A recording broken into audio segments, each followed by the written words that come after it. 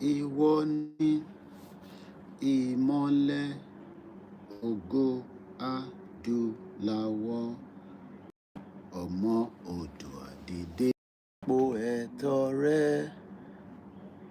ìwọ ni ìmọ́lẹ̀ Oòduà tó oṣù tuntun tí wọ́n ń pè ní oṣù kẹjọ. I hope pé mo right oṣù kẹjọ August tí mo bá right torí mo ṣe ń kọ́ Yorùbá lọ́dọ̀ bàámi ọmọdé yẹmọ Ìgbòho Òòṣà àti bàbá wa Alànà Professor Adébánjí Akíntóyè. Ẹ jọ̀ọ́ tí mo bá right ẹ bá mi fi sínú comment section. Ṣé oṣù kẹjọ ni wọ́n ń pè? My beautiful sister, mo ti fẹ́ lọ kí bàbá. Look, is in good health. Is in very, ẹ má bínú ẹni tí mo bá sọ̀rọ̀ yìí. Àwọn tí a gbọ́dọ̀ máa kí dáadáa. Àlàáfíà ni bàbá wa. And you can see that I'm fresh. Mo mọ̀ọ́mọ̀ tó wọṣọ yìí kẹ́ lè mọ̀ pé sister wa doctor má dárúkọ tó ń ṣe cream l'Amẹ́ríkà. Torí mo fẹ́ káwọn èèyàn máa lọ máa yọ lẹ́nu torí báyìí náà káwọn lọ máa you are jealous. Irọ́ má jealous. Mo ti fẹ́ lọ kí bàbá náà. Is in good. Kódà my spirit was high yesterday. I was like giving a booster nígbà tí mo rí bàbá lánàá. And this also goes to gbogbo ẹ̀yàn ọmọ Yorùbá náà. But ẹni tí mo bá sọ̀rọ̀ yìí, he flew down from America láti wá rí bàbá ní Benin Republic. But àwa dúpẹ́ pé bàbá wà ní Nigeria. Ẹ̀yin tẹ́ ń béèrè pé gbogbo ni bàbá wà ní southwest of Nigeria. Àìtí kúrò ní Nigeria. So, your sister says yesterday was her birthday. The T communicate. You didn't know anyway. So, no, not yesterday. No, Jetta on the 30th. I took her to Bariga. That's where we spent our birthday. Beloloye. Thank you so much, my doctor, for the love that you have for your race, for the love that everybody have. Gbogbo ala nífẹ̀ẹ́ Bàbá Akíntóyè. Mo fẹ́ kẹ́ farabalẹ̀ kẹ́ jókòó.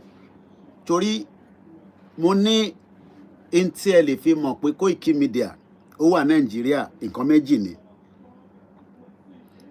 President Tinubu ti ní ká máa bọ̀ nlé officially. Mo gba airport wọlé ìyẹn official. A dúpẹ́ fọ́lọ́run pé à ń ṣe ẹni tí wọ́n ń wá. Ọlọ́run dẹ̀ ní jẹ́ ká jọ ẹni tó ń wá láṣẹ Èdùmàrè. Because a commit a crime pé à ń béèrè fún Yorùbá. A lè sọ pé torí àwa kí President Tinubu àwa ti gbàgbé Yorùbá nation. No. Kò kúrò ń bẹ̀. Ìyẹn mo ṣe ní kẹ́ wo àkọlé ètò tí ní. So mo kí ẹ doctor mi. I will call you later on today. Ẹ̀yin náà ni ẹ fún mi ní inspiration. You know, you have given me the inspiration to keep going. Even though it's an expensive trip. Ṣé ẹ fẹ́ jẹ́ kí n sọjọ́ tí máa dọ́dọ̀ olóyè? Olóyè, èmi àti máa ní àgbàlẹ̀. It will be live. We will transmit, especially if ẹ̀yin tẹ́ wà ní diaspora. So you don't want to miss, you know, the time zone might be different, but I'm at Ìbàdàn. Lọ́dọ̀ olóyè mi àtàwọn team mi tàjọ́ ń travel. Fún wa ní mọ́tò, but mo dúpẹ́ lọ́wọ́ Àjàsco. Àjàsco ní mọ́tò ẹ̀ là ń lò. Lọ́dọ̀ Bàbá Akíntóyè. Òun ló gbé mi lọ sọ́dọ̀ brother mi ní Ìkòròdú. Some of you might not understand what it means to not be able to see your younger brother. But mo dúpẹ́ fún gbogbo ẹ̀yin ọmọ Yorùbá, ẹ̀yin tí ẹ dúró, tí ẹ fi ìfẹ́ wọn. Ṣé doctor mi ni mo fẹ́ sọ ni? Púpọ̀ nù yín ò mọ̀ pé nígbà tá wà ní Africa, tá bá ní àwa l'Africa, inú Benin la wà, which is Africa. Everybody knows anyway, because there was nothing hidden from there. But presently we are in southwest of Nigeria. Nílùú Èkó, Èkó ò ní bàjẹ́ láṣẹ Èdùmàrè. Lábẹ́ bàbá wa Kábíyèsí ọba ìlú Èkó, Akiolu, tí mo mọ àwọn ọmọ wọn dáadáa tí kò ń ṣe tàná tó ń ṣe tèmi. Because Adéníjì Àdèlé ni mo gbé. Ẹ farabalẹ̀ kẹ́ gbé popcorn. Wọ́n bẹ̀ mí náà bu drinks ẹgbẹ́. Sínú àwẹ̀. Kájọ gbádùn ètò tèmi. kájọ reflect, kájọ sọ òkodo ọ̀rọ̀. Torí àwọn ọ̀pọ̀lọpọ̀ ṣì ń bi mí pé kí ló ń fà gan-an? Ṣé President Tinubu náà ti gbowó fún wọn ni? Kò tẹ̀ tí dọ́dọ̀ mi. Kò dẹ̀ tí ní láti dọ́dọ̀ mi, because we must remain focused fún orílẹ̀-èdè ilẹ̀ Yorùbá tá à ń fẹ́. Torí pé ilẹ̀ Yorùbá náà ni President Tinubu máa padà sí. Ṣé rántí pé nígbà tí Buhari ṣe tán, Buhari ó padà sí Katsina àbí ṣé Kaduna, ibẹ̀ ló gbé títí kó tó di pọ̀ lọ́jọ́ dé. So tí President Bola Ahmed Tinubu Jagaban, tí President Tinubu náà bá ṣe tán, he will be returning back to Bodilon in the southwest, Lẹ́kọ̀ọ́ bíbáyìí. So báwo la ṣe wá fẹ́ make sure pé àwọn tí wọ́n fẹ́ ṣe ọ̀tẹ̀ bàbá Tinubu, ẹ jẹ́ kí n máa mú lẹ́ẹ̀kọ̀ọ̀kan. Mo kọ́kọ́ fẹ́ kí ọba ìlú Èkó, ọba dáadáa. Mo ní mo mọ àwọn ọmọ ọba.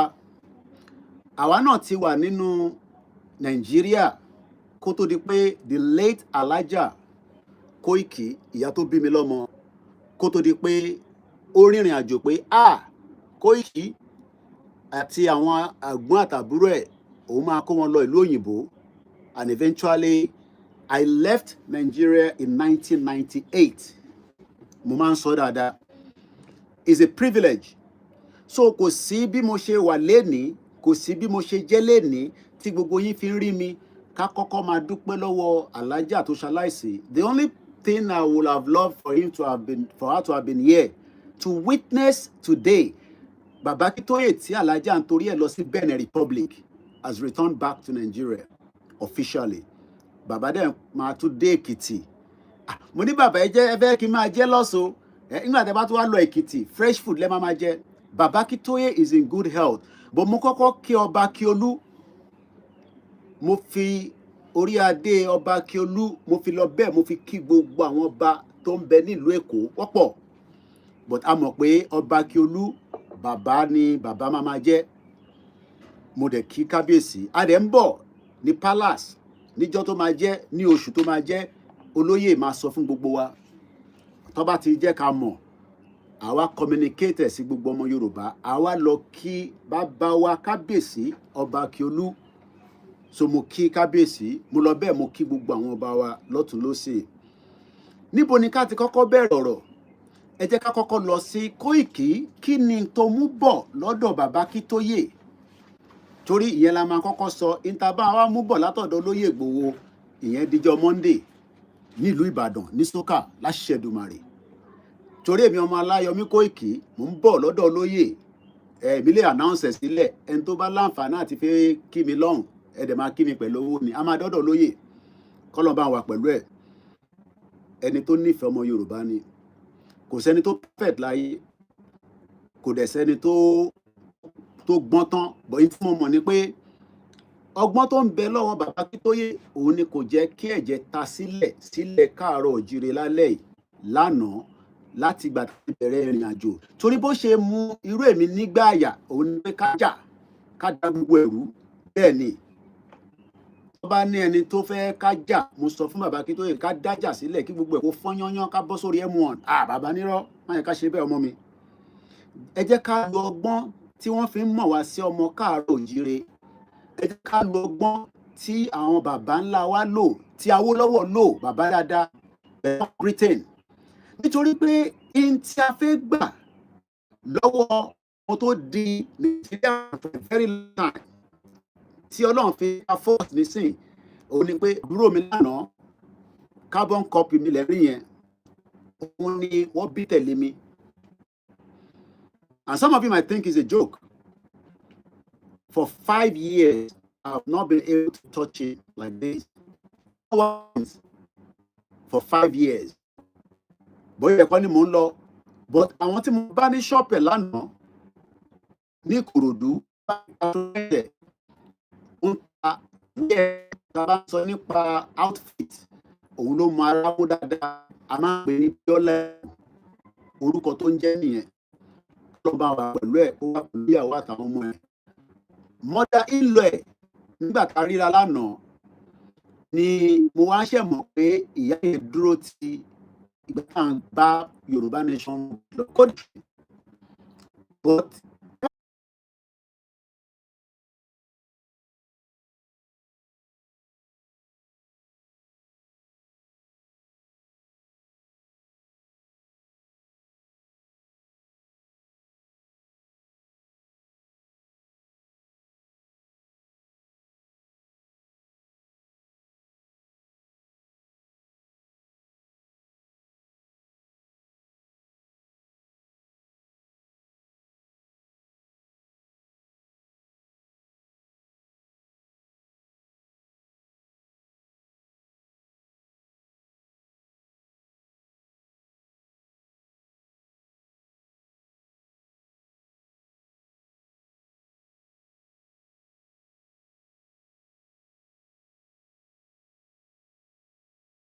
even though we're using the best internet, ṣọ́jú yẹn ti padà, Scars Gold, ẹ bá mi sọ tó bá ti padà, please, especially on the YouTube. Let me know if my audio is back again. Àwọn tó wà lórí YouTube ni o. I'm live on Facebook. There is no okay. Thank you so much. Mo kí gbogbo ẹ̀yin yan wa. Many people thought that Yoruba Nation tí kò dẹ̀ tí tán, because Yoruba Nation is not dead. An ongoing project. I would have enriched myself. I would have used most of tó kọjá lára mi to look after my family. But adúpẹ́ f'Ọlọ́run pé a ṣe bẹ́ẹ̀. So when I say I don't have a car officially in Nigeria, a lot of people think I'm lying, but it's fine.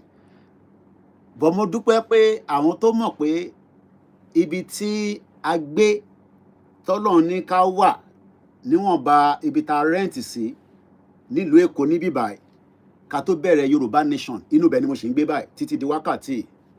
Àwọn tó dẹ̀ mọ̀mọ̀, even if I don't have to disclose the location, but kò sí ibi tó fẹ́ wà láyé tó bá rò pé òun hide, àwọn kan máa rí ẹ pé bàbá yẹn kọ́ ní ẹni Koikimedia tó bá tẹ mọ̀ mí tẹ́lẹ̀. Mo dúpẹ́ fún Ìgbòho tó gbé orúkọ mi jáde lọ síbi tó yẹ kó lọ. Kò ń ṣe páwa náà tí ní platform, but a lè parọ́. Olóyè Ìgbòho ó gbé Koikimedia, ó gbé lọ sọ́nà ọ̀dà platform. Ó dẹ̀ gbé akíkanjú tèmi náà ní, ó gbé jẹ́ sí ibi tó yẹ kó lọ. The last time I visited officially now, okay? And when I say officially, apart from January, because everybody knows I was in Nigeria in January, but that was not official. But when I'm talking about official means that mo gba airport kọjá, mo sọ̀kalẹ̀. Nigeria airport ni mo gbà lọ sí London, ibẹ̀ ni mo ń gbà wálé láti 2015, 2016, 2017, 2018, 2019. Nígbà tó di 2021, mo padà dé again nígbà tí movement bẹ̀rẹ̀. Láti 2021, mo gba Nigeria airport kọjá rí mọ́ after tí wọ́n attack Olóyè Ìgbòho.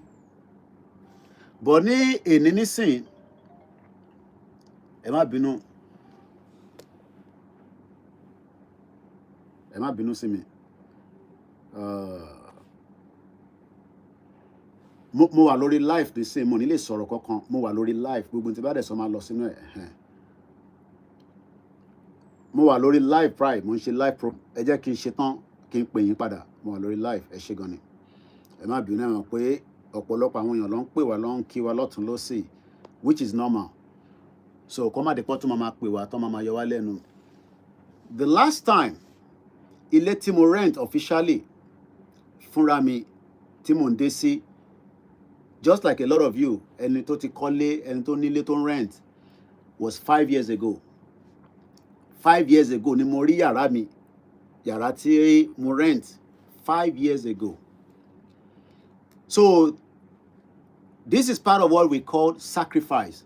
But ẹni tó bá tún wá ń sọ nísìnyí pé why tí àwa ń kí President Tinubu, that means pé ẹ̀yin fẹ́ kémi wà ní London, kí Ìgbòho wà ní Benin Republic, ká má láǹfààní àti wá sílé. Kí ló ṣẹlẹ̀ sílé?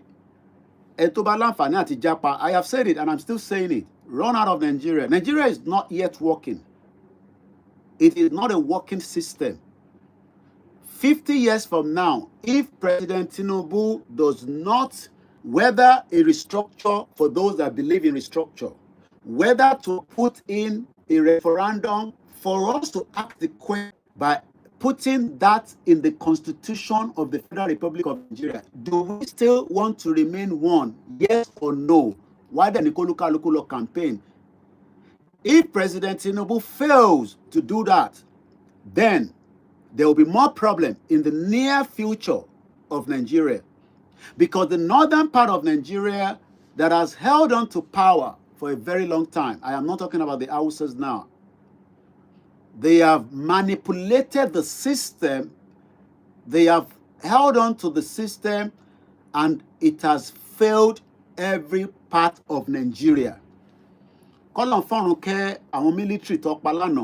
many of you have heard the news that 8 Nigerian soldiers, Oju 8 law, but I believe more got injured from another attack in Borno State when nígbà tí àwọn military vehicle lọ go sórí ìtàn pè ní IED explosive ìyẹn bá abiyamọ sunkún. And what they want to do, Benny, 4 + 4 = 8, inshallah. I am not here to please anybody. I am only here to please my own conscience. Because my conscience is the only one speaking for me. I am not speaking because of Igbowo now. I am not speaking because of Bakito. It is so the way I see things right now. Because we want to pull out of Nigeria. Yes, there's no doubt about it. The Nigeria working system is a failed system. A complete failed system. And even if President Tinubu tried everything within his capacity to put things in place, because they don't like President Tinubu. They don't believe that he's the right person to be in the post. Camera yẹn ò clear. Ẹ jẹ́ kí n nojú ẹ̀ dáadáa. Bí a clear. Ẹ jẹ́ kí n kàn nojú ẹ̀. Mo ti ní kí sister mi, doctor, kó bá wá phone tó dáa. Bí a bí Samsung. I am not in London. Networking ni. Bẹ́ẹ̀ni, Tinubu ni confirm. But let's focus on the conversation. Wàlátà gan mọ̀ pé mò ń bọ̀ nílé. Láta ní Bariga Wàlátà bọ́bọ́ ti dé Nàìjíríà. But no, we spoke for more than 40 minutes. Iṣẹ́ ló ṣe ní ìlú òyìnbó. Wàhálà tí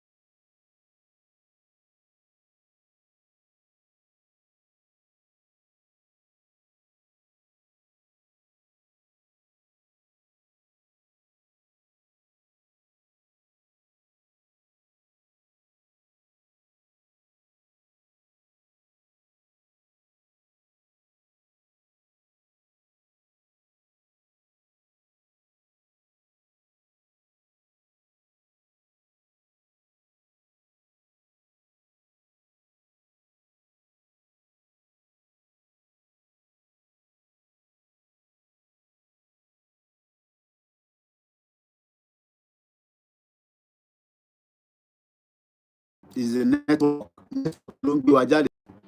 Ẹ jẹ́ ká manage ẹ̀. Ẹ bá ń struggle lórí platform kan. Ní Ogun State, which is time tá wà nísìn is about kí ni time sọ nísìn because same time la wà done it's 10 minutes past 1 ó bá pẹ́ jù títí aago mẹ́ta ságo ó pẹ́ jù yàn dé Ogun State ṣe mọ̀ pé so let's focus back on the conversation torí mo fẹ́ já gbogbo ẹ̀ lura wọn mo fẹ́ kí clear understanding pé ṣé interfere ṣó ti kúrò lórí tébù ni in tí olóyè tó gbé síwájú President Tinubu àtàwọn ọba wa òun ni pé ààbò ilẹ̀ Yorùbá kọ́ fóun náà ní portion díẹ̀ kóun náà sápára òun that is number one. A lè expect kí olóyè wá gbọ́rọ̀ Yorùbá nation síwájú President Tinubu fẹ́ Nàìjíríà mọ́ o ó yá President Tinubu o èmi ọmọ Adéyẹmọ o wá bá wa pín Nàìjíríà it doesn't work like that. In a normal setting, it doesn't work like that.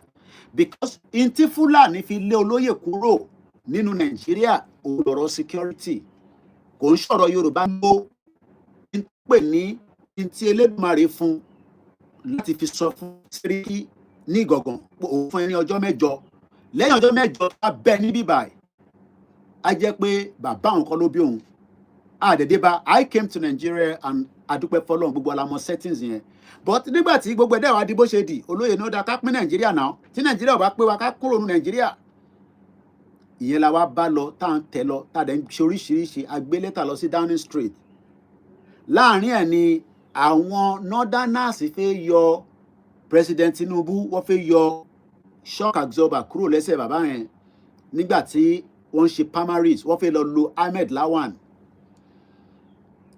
but today they failed to not get rid of President Tinubu at the first early stage. I am not here to say the Nigerian economy is brilliant because there's still bloody poverty in the country. You see it every day. The poverty level is high. The infrastructure deficit, meaning deficit, kò ń ṣe ọ̀rọ̀ 4 years ago. There has been a multiple decades of infrastructure deficit ní Nàìjíríà yìí. Ṣé Nàìjíríà olówó ni? Olówó náà. I need resources tó pọ̀. I have 4 cameras. Ẹ má bínú, my faces can be moving from here to there. 1, 2, 3, 4. 1, 2, 3, 4. 5 cameras ló wà lọ́wọ́ mi tó jẹ́ mobile phone. That is the difference between Koikimedia. But we want to do more. We want to project the Yoruba people to the world.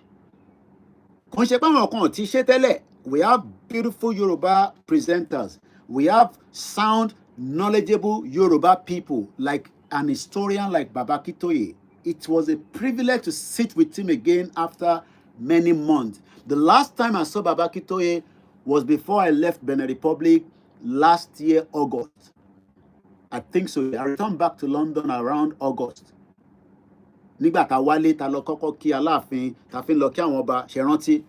That was the last time, and Baba was taken to America for his health, but he's in a good condition and is doing very well, and we are pleased. So the fact and the moral is that somebody said Nigeria infrastructure deficit has been for more than 50 years. Can we put that on President Tinubu to fix it in 8 years? Ẹ jẹ́ ká wà honest pẹ̀lú ra wa. Ta lè bí o pa, yes, èmi láǹfààní àti lè jẹun nítorí pé mo travel kúrò ní Nàìjíríà ni. Mo fi pounds kékèké, mo fi ránṣẹ́ sílé sáwọn mọ̀lẹ́bí mi. Ẹ̀yin èèyàn náà dẹ̀ support wa, ó ní 50,000 naira, ó ní 100,000 naira. Kò ṣe pé a ní anything tá fẹ́ ṣe náà sí Nàìjíríà tí a lè ṣe. But because Nigeria system is a very, very tedious system because a kì í ṣe ẹyọ kan. Tó bá jẹ́ pé Yorùbá kan péré ló ràn ní Nigeria, ṣé mọ̀ pé a lè tackle a lot of things. Let's put it this way in the context. Let's assume that Nigeria, that word Nigeria, is only meant for Yoruba people. Kò ń ṣe pé Igbo wà níbẹ̀, kò ń ṣe pé Hausa wà níbẹ̀, Fulani wà níbẹ̀, gbogbo as many different ethnic. Tí ọ̀rọ̀ tí bá ń sọ tó bá make sense, ẹ comment, ẹ jẹ́ ká jọ gbé yẹ̀ wò. We would have moved faster than where we are today. Àwọn nephews mi, ṣé nephew ni ẹ máa ń pè wọ́n? Mo rí wọn, I'm seeing them for like, àwọn àbúrò ìyàwó mi ẹ̀gbọ́n ẹ̀ 5 years ago ni mo ti rí àwọn ọmọ yẹn wọ́n ṣe wá kí mi lẹ́ni nísìnyí 5 years ago wọ́n ti dàgbà sí mi lọ́wọ́. Ìkànnù wọn tẹ̀ fẹ́ da kò fẹ́ lè torí pé a máa ń sọ̀rọ̀ lórí video call. So ẹ jẹ́ ká wà very very factual. A fẹ́ gba Yorùbá nation, cause there's no doubt about it, but the fact that tí Yorùbá nation gbà, ṣó yẹ ká wá sọ pé torí ẹ̀ ká da gbogbo ìdọ̀tí lé President Bola Ahmed Tinubu. We will question the government. We want the government to do the needful. We want the government to make you happy. We want the government to look after your healthcare. We want the government to put in the best infrastructure system to support a country that is working. But it has failed for so many years. Nigeria has failed every single Nigerians. So, and the fact remains is that, is this still a safe country? It is not. It is not. Ṣé níbi tó ti jíyàn gbé ní Ìjẹ̀bú Òde nísìn àbí Ogun State, torí mo mọ ibi tó ti jí wọn gbé, ṣé bẹ́ẹ̀ lèmi máa lọ jókòó sí kí n jẹ́ kí Fúlàní wá jí mi gbé? Ṣé tí Fúlàní bá jí mi gbé nísìn tó ń béèrè 30 million, ṣó máa pẹ́yìn? Ṣé mo lè lọ jókòó sí ibi tó ti máa jí mi gbé ní Kogi State? Ẹ wà àwọn tó ń jí gbé ní Ìlọrin. Kí ni a ṣe fún Fúlàní tó fi ń jí wa gbé gangan sef? That is the first question. Kí ni offense wa ká ṣe fún wọn? Okay, we are all one Nigerians. Kí lè ń jí wa gbé fún? Nigeria tough, ẹ̀yin nìkan ló tough fún ni, ẹ̀yin nìkan lẹ ń jìyà ni. Ẹ lọ wo brother mi náà, ẹ ṣàrò orí ẹ̀ lánàá, ẹ rí bó ṣe funfun ju tèmi lọ, ebi mo dàgbàjú lọ. Stress in Nigeria ni. Ṣebí ẹ lọ zoom picture yẹn, kẹ́ wo orí ẹ̀ tó dàbí bàbá arúgbó.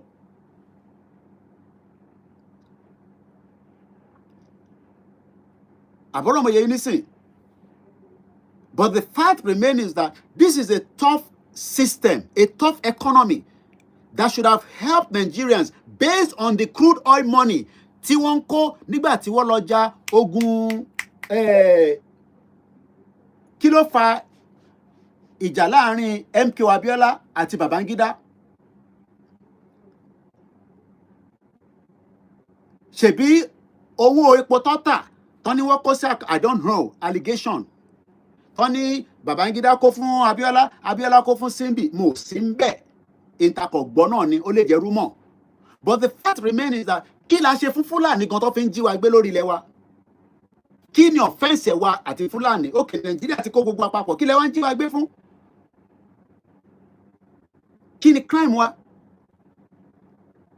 Kí ni kan ta ṣe fún àwọn Fúlàní tẹ́ fi ń jí wa gbé? Why are we being kidnapped? What's our offense? Why should we be kidnapped? Ẹ bá mi share program. Because about we turn this ẹlòmíà kọ́ máa sọ̀rọ̀ kí ìbò lẹ́tún wá yà sí níbo la yà sí báwo? Ṣé President Tinubu ló ní kí Fúlàní máa jí wa gbé ni? Ṣé President Tinubu ló ní kí Fúlàní máa pa sójà? Àwọn bandits tó ń pa tá a mọ̀ pé terrorist ni wọ́n tó ń pa sójà, ṣé wọ́n ní kó máa pa wọ́n ni? Kí lẹ̀ ń pa Nigerian sójà fún? Kí ni Nigerian sójà ṣe tẹ́ pa wọ́n? Àwọn tó ń pa yẹn àwọn èèyàn kan ni. So ẹ jẹ́ ká gbé gbogbo ìyẹ̀wò. Bó ṣe ń dùn gbogbo wa nígbà yẹn kò tí kúrò lára wa. In tó ń dùn wa lọ́kàn yẹn kò tí kúrò. Ẹ rò pé kúrò lára mi ni, kò kúrò lára mi. Ṣé rò pé bí ṣe dé nísìn tí mo ráwọn tí mo lóríṣiríṣi nǹkan, ṣé rò Ìkòròdú road yẹn mo kàn wọ́n dà pé kí ló dé tí àìtí develop the 4th mainland bridge. Mo gba police academy, wọ́n ní Jonathan, látàyè Jonathan náà ti ń kọ́ bẹ̀ yẹn, wọ́n ti parí ẹ̀. Kí ló dé táwọn project yẹn tó ń pẹ́? Àwọn olókòwò fún ta ló gba location ẹ̀? Budget tí wọ́n bá gbé jáde láti ìjọba tó ti ń bọ̀ tá ti ń ṣe democracy, kí ló dé? Mo kí ẹ ọmọ Ìjẹ̀bú, ó máa ń bá mi ṣiṣẹ́ tẹ́lẹ̀ bó ó ti ṣẹ̀ mí bá ti parí ìjà. Àbúrò mi dáadáa ni. Àwọn kan wá ti máa rí kọ́mẹ́ǹtì wọn, ó ti send audio sí mi, oríṣi mò ń bọ̀ ní Ìjẹ̀bú, ṣó fẹ́ fún mi ní security ni, ẹ fẹ́ kí n máa yọ olóyè lẹ́nu, ẹ kí mi náà máa gbé security káàkiri ni, bọ̀ mo fẹ́ yọ olóyè lẹ́nu. Anyway, that's on the side.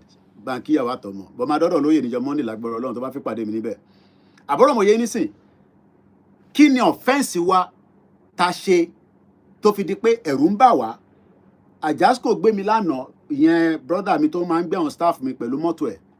Ó wá náà máa ń rìnrìn alẹ́ lọ Sanambra. Mo ní má máa rìnrìn bẹ́ẹ̀ yẹn, Nàìjíríà kò tí wọ́ọ̀kì bẹ́ẹ̀ yẹn. Ṣé ń sọ̀rọ̀ bẹ́ẹ̀?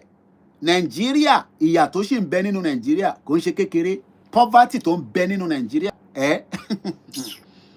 poverty tó ń bẹ malfunction system tẹ́ bá ń gbọ́ malfunction system but ibẹ̀ gangan kọ́ la really need nísìnyí ju pé kí ni the pointer ilẹ̀ Yorùbá fẹ́ because the system will not work táwọn governors náà bá gbìyànjú láti elevate poverty. Báwo ló ṣe lè elevate poverty? Why tí wọ́n ṣe títì Ìkòròdú yẹn? Why tó yẹ pé títì kan ló dé inú Ìkòròdú táwọn yẹn wá ń jìyà tó ń pẹ́ lórí títì? Kí ni nǹkan tó ń fà á? Kí ni planning tí Lagos State túbọ̀ lè ṣe? Gbogbo yẹn ni èmi mọ̀ pé lágbára Elédùmarè ká sọ fún President Bola Ahmed Tinubu kó bá wa ṣe 4th mainland bridge kó dẹ̀ tètè ṣe kó pẹ́ kó má pẹ́ rádà ní kíákíá so that tí 4th mainland bridge bá wà àwọn èèyàn tó ń gbé ní Ìkòròdú lóòótọ́ ẹni tó gbé wa ó jẹ́ kó yé wa pé safety ti wà pẹ̀lú ferry nísìn from Ìkòròdú wọnú Lagos Island ọ̀bíà Lagos kìíní kan láti inú ferry yẹn mo rí ferry yẹn náà ferry port gbogbo accident tó ń ṣẹlẹ̀ yẹn wọ́n ti really tighten ẹ̀ so mo dúpẹ́ lọ́wọ́ Governor Babajide Sanwo-Olu. We are not here to praise them. We are also here to tell them that Lagos State rubbish tó ń bẹ lójú títì, the commissioner must help us to look into it. It's an health hazard in a system tí kò ní good health care. A lè kó dọ̀tí sójú títì rẹpẹtẹ. Bó ṣe rí gbogbo àwọn yẹn tí mo sọ yìí nísìn, these are like the one that a state to look into. But ní federal, iṣẹ́ mi ní federal yẹn is another job entirely because inti not fẹ́ ṣe ṣe rí gbogbo àwọn northerners tó ń ṣe rábàbà fún President Tinubu wọ́n fi kó parí tẹ́nu ẹ̀ kó lè gba power ẹ̀ padà. YouTube yẹn lọ in and out and I'm also receiving calls. So now let's return back to what is the way forward fún President Tinubu. Ṣé àwọn north ṣé wọ́n fẹ́ nǹkan tó dáa fún bàbá yẹn? Fẹ́ nǹkan tó dáa fún bàbá Tinubu? That means pé gbogbo àwa tí a wà ní southwest we are also in trouble. Know that in any government there are saboteurs pọ̀. And in a country where we are not one, a ní ẹ̀yà tó pọ̀ nínú Nigeria. And if anybody is asking for the unity of Nigeria, yes, you can ask for unity of Nigeria, but we are also indigenous people, which must also first respect our rights. Because tá bá sọ pé we are one Nigeria, báwo làwọn ẹ̀yà kan ṣe ń wọlé tán pa wá tán jí wa gbé? Ta ló fún wọn ní audacity? Ta ló fún wọn ní authority? Àwọn wo làwọn gbàṣẹ lẹ́nu ẹ̀? Àwọn wo ni àwọn tó ń jí wa gbé yẹn tó ń gbàṣẹ lẹ́nu ẹ̀? Àwọn tó ń saboteur the economy of the country. Tí a fi ń struggle pẹ̀lú dọ́là kò síbi tí wọ́n kì í ṣe manipulation. Tẹ́ bá rántí o lè wọ bank láàárọ̀ yìí kò ní kọ́ àbí okay I don't know if the bank open in Nigeria on a weekend but tó dijọ́ Monday nísìn kò wá sọ pé o ní náírà lọ́wọ́ o kò fi sáré lọ sí ìlú ọmọ gbogbo ìlú ló ná dọ́là o fi dé Singapore o dẹ̀ máa ní $5,000 wọ́n á ní kó lọ ṣe lọ́dọ̀ Mala a ṣe lè máa lọ ṣẹ́wó lọ́dọ̀ Mala ṣé bí ṣe ń ṣẹ́wó nìyẹn ní London tí bá fẹ́ lọ Turkey tí bá fẹ́ travel ṣẹ́yìn tẹ́ wà ní Singapore ṣẹ́yìn tẹ́ wà ní Malaysia ṣẹ́yìn tẹ́ wà ní Canada ṣé gọ́ọ̀mẹ̀ntì yìí ní ká lọ máa ṣẹ́wó lójú títì. Wọ́n náà wọn tó wà lórí Facebook báwọn enjoy ẹ̀ kò sí no interruption very clear and audible ní láti anyway I don't know where some of you would prefer to watch it but Koikimedia Facebook is very scripty kò sí problem lórí ẹ̀. So in a country where you don't have a strong manufacturing system, I have talked about this for a very long time. Ìlú tí wọ́n bá ti manufacture nǹkan then import. Mo rí gbogbo àwọn tó máa ń dá ṣọ́ọ̀pù sílẹ̀, tó máa ń dá supermarket sílẹ̀. It's very good. It's quite encouraging. General Sunkini saying there. It's quite encouraging to see more businesses. But kí ni point pé ìdajì nǹkan tẹ́ fẹ́ tà fún wa ẹ ló ń kó wá láti ìlú òyìnbó? That means there will be stress on your dollar. That means there will be more demand on the forex tó ń pè ní dollar because o lè kówó Nàìjíríà nísìn dé China kó ní ẹgbàá náírà ẹ fún mi ní product. Very dark material tó ń lọ China yẹn nísìn ó máa ṣe owó ni. Tẹ́ bá rí gbogbo àwọn businessman tọ́lọ́ import nǹkan wọ Nàìjíríà, Dangote ni, Fẹ́mi Ọ̀tẹ́dọ́lá ni, àwọn Kọ́ya ni, majority of what they are using for their production, àwọn tó jẹ́ high-end, Lafarge, wọ́n ti ta Lafarge fáwọn Chinese, according to brother mi kan tí mò ń follow lórí kíní kan Nairametrics, analysis máa yẹn lágbára gan, and the Chinese were able to enter ní àwọn Chinese ti ra Lafarge, tẹ́ ẹ bá gbọ́, èmi náà ṣe gbọ́ ni, and wọ́n ní dividends tó pín ní quarter of this year ó ní agbára gan, in the billions of naira ni wọ́n pín fún gbogbo àwọn tó jẹ́ shareholders wọn. Báwo ló ṣe ń rí returns? Ṣé big company nìkan ló yẹ kó máa rí owó? This is where we need a new minds of Yoruba people that can also start producing things in whether we like it or not. Within the Southwest alone, your product can sell. But if you don't have adequate materials to set up a proper infrastructure system, it is a country that is not going to help you, because ìdajì nǹkan tó need, you would have to import it. Why do we need to import a lot of things? Number one, this is a country that has large amount of gas. Large amount of gas.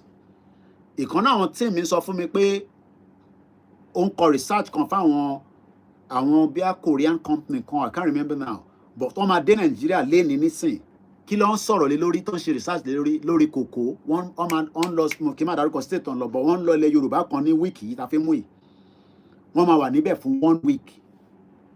Ṣé mọ important of cocoa?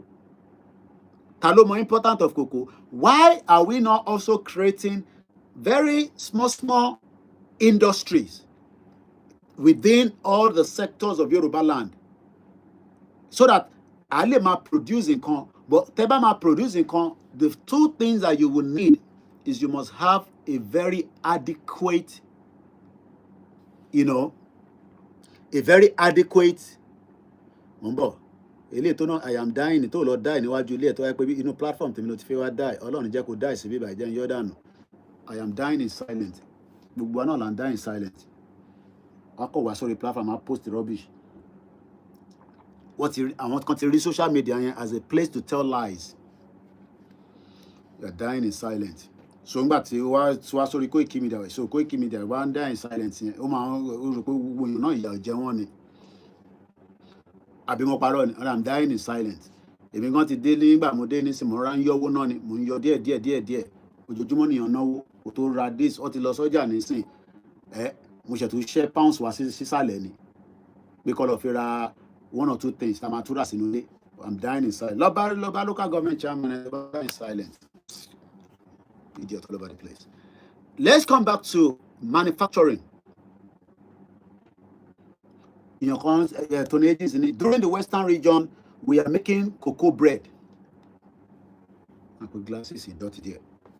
Sherry, what we will want after the next dispensation, tí President Tinubu bá ti wọlé tán, ó ní pé kó encourage gbogbo àwọn governors tó bá wà under APC tó bá wọlé, tó jẹ́ pé vision ni government ló gbé dání.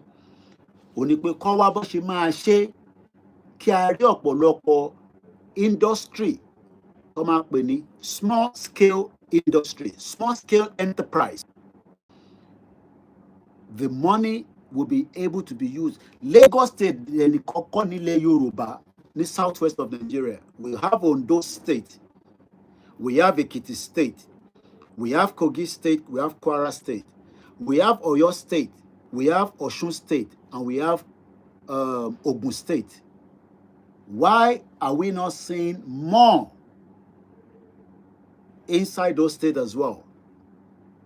Why? Because they believe that Lagos is which is okay. But do you know what is now happening is that it is bringing in pressure based on the infrastructure. Because nígbà tẹ́ bá ní 20 million people, àwọn èèyàn máa yàgbẹ́, ẹ má bínú ẹ̀yin tẹ́ bá ń jẹun, as an example.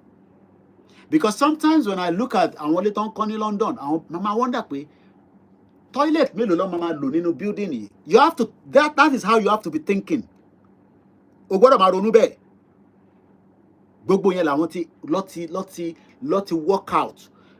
Tẹ́ bá rí àwọn buildings tó ń kọ́ nísìn, màá wá wo building yẹn létí tí báyìí. Màá máa wonder pé bí toilet mélòó ló máa wà nínú building yìí. Ṣé tíyàn bá flush láti number 32 floor, ṣé gbé yẹn máa wá sísàlẹ̀ ni àbó máa há sáàrin méjì àbó máa wọnú yàrá ẹlòmíì? Ordinary bungalow là ń kọ́ ní Nàìjíríà. Ẹlòmíì ò lè fi WDC. I am not talking about people that are wealthy, torí owó ṣe nínú Nàìjíríà yìí. Tó yẹ pé kódà wọ́n lè fi sensor ọwọ́ wọn kó fi flush. These are not what I'm talking. I'm talking about the layman. Èmi àtẹ̀yìn báyìí. Pé ká kọ̀ wọ toilet wa, irú tọ̀dọ̀ tèmi nísìn tí bá wọ toilet mi nísìn tí bá flush, omi jáde nínú ẹ̀. But kò ń ṣe government ló provide. But kí ló dé tí a ṣì ń lo gas cylinder nígbà tí a lè lo system? Maybe I am just talking about how we can be creative. How we can be very, very creative in a new Southwest.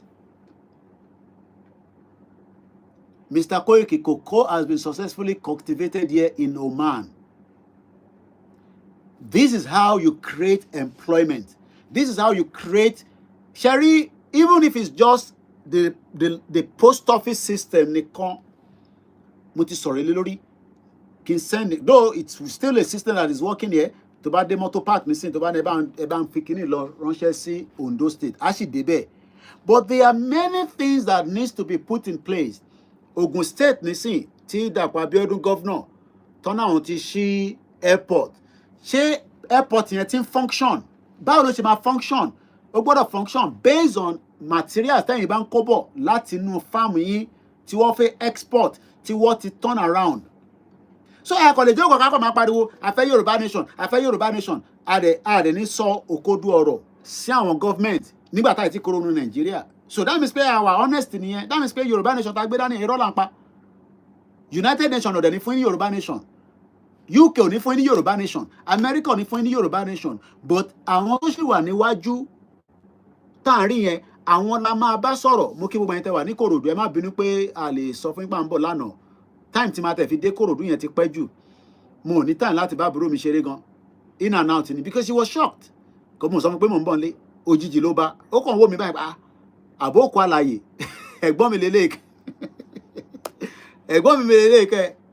Ó wà perplexed ni, bá dúpẹ́ fọ́lọ́run. So for us to have a system that is working within the Southwest, our governors must roll their sleeve. Kò ń ṣe yánmayànmá tán. Ṣé rí owó táwọn need láti fi enjoy ayé wọn? Wọ́n ti ní already. Owó táwọn governors yẹn ní lọ́wọ́, àwọn House of Reps, àwọn senators, even up to the local government chairman, they are doing very well in terms of owó tó ń gbọ́ ọ̀dọ̀ wọn kọjá. But how do we develop a system that works from the healthcare? Báwo ni primary healthcare ò lè ṣiṣẹ́? Nígbà tí mò ń bọ̀, mo ra àwọn multivitamins, mo rà bọ̀. Pé tí ìbá tẹ̀ nìkan tí mo fi fáwọn family mi torí ní iṣẹ́ kan tá à ń ṣe lọ́hùn, at least a pín fún wọn. 600 ló wà nínú ẹ̀. Average Nigeria wo ló lè wọnú pharmacy láàárọ̀ yìí nísìn? Pé bóyá ó kàn fẹ́ ra anti-malaria tablet tó dẹ̀ máa ríra successfully tí kò ní strain rẹ̀, tí kò dẹ̀ tún níra fake. The work that needs to be done kò ń ṣiṣẹ́ ọjọ́ kan, but it needs a lot of careful planning. Ọlọ́run dẹ̀ ṣe aláwọn Yorùbá tó wà highly intelligent platform kan wọ́n pè ní Dawn. I can't remember the full meaning of it, but Dawn yẹn nísìn wọ́n ti wà tipẹ́. Southwest ló wà fún development. Kíní kan ni ẹni tó bá mọ fún mi ni ẹ bá mi fi sínú comment section. Dawn. How do we make sure that they can do more research of our needs? Mo kí ẹ Ṣakiru, mo kí gbogbo ẹni tí mo dárúkọ náà, ẹ má bínú, ẹ̀wọ̀n kí tí bá ti wà lórí ètò. I don't want to be mentioning names, so that kó má máa di pé a kò máa out of the conversation. There are a lot of things that needs his assistance. Nígbà tí mo ń gba airport road kọjá lánàá, mo wá ń béèrè lọ́wọ́ ẹni tó ń gbé mi lọ pé ṣé airport ilẹ̀ airport náà kàn sí ní bíbá ìyẹn airport wa, the amount of work that is needed kò ń ṣe pé mo fẹ́ kí airport Èkó nìkan máa ṣiṣẹ́. Gbogbo airport tó ń bẹ nílẹ̀ Yorùbá kò ń ṣe fún local flight nìkan ló yẹ kó wà fún. Ó yẹ kó wà fún proper international flight, because each of these states has what it takes, more than enough countries around the world. They have enough. But the allocation tó ń wá láti federal, báwo ló ṣe manage sí? Báwo ni wọ́n ṣe ń lò sí? Níbo ni wọ́n ń lò sí? Ṣé wọ́n ń lò ní ọ̀nà ẹ̀tọ́? Àbí wọ́n kàn ń tọ́jú ẹ̀ pamọ́ fún future pé táwọn bá tún fẹ́ rí contest àwọn á rí owó mú jáde? Please share the program. Bẹ́ẹ̀ni, to the ages. We need a lot of cargo export out of the system of the Southwest. Do you know the demands of one bí mi nísìnyí pé ṣé tí bá máa lọ máa gbé iṣu dání? Yes, mo lè gbé iṣu dání because iṣu wọ́n ní London. Lóòótọ́, a kò jẹ́ pé ìwọ̀nba tí máa gbé lọ ẹ, màá sì jẹ fún ọjọ́ mélòó kan. Màá tún padà tó wà ní London because iṣu tá à ń jẹ ní UK as an example, because tá a bá ń dákọ̀ London bí wàá pé London nìkan ló wà ní United Kingdom. No, it's a very wrong phrase as well. Because London is even as, you know, just a very small fraction. A ní Birmingham, a ní Manchester. Mo bá sọ̀rọ̀ lánàá, Manchester lòun ti ń tajà. Importation gbogbo tó ń tà inú Nàìjíríà ló ti ń kó wá. Wọ́n máa gbé ẹ̀wà wá, wọ́n máa gbé lùbọ́ wá, wọ́n máa gbogbo nǹkan tá need tá fẹ́ jẹ. Mo ń wo sister wa kan, mo máa ń follow ẹ̀ lórí Instagram. Container epo pupa ló ṣẹ̀ gbé dé sí UK. Wọ́n dẹ̀ ní according to her, ó náà èèyàn ti bá òun rà, kò ti sanwó fún ahead. Torí ó ní ìdówó láti fi ṣe turn around. Now, níbo ló ti máa ní epo yẹn? Ṣẹlẹ̀ Ìgbò ló ti rà ní? Ṣẹlẹ̀ Yorùbá ni? I don't know. But ó gbọ́dọ̀ sọ́ọ̀sẹ̀ láti ibì kan. But problem tí a ní in terms of this kind of agriculture produce ni pé tẹ́ bá lọ gbọ́ program tí mo ti ṣe tipẹ́tipẹ́, mo pe máa kan ní Captain John.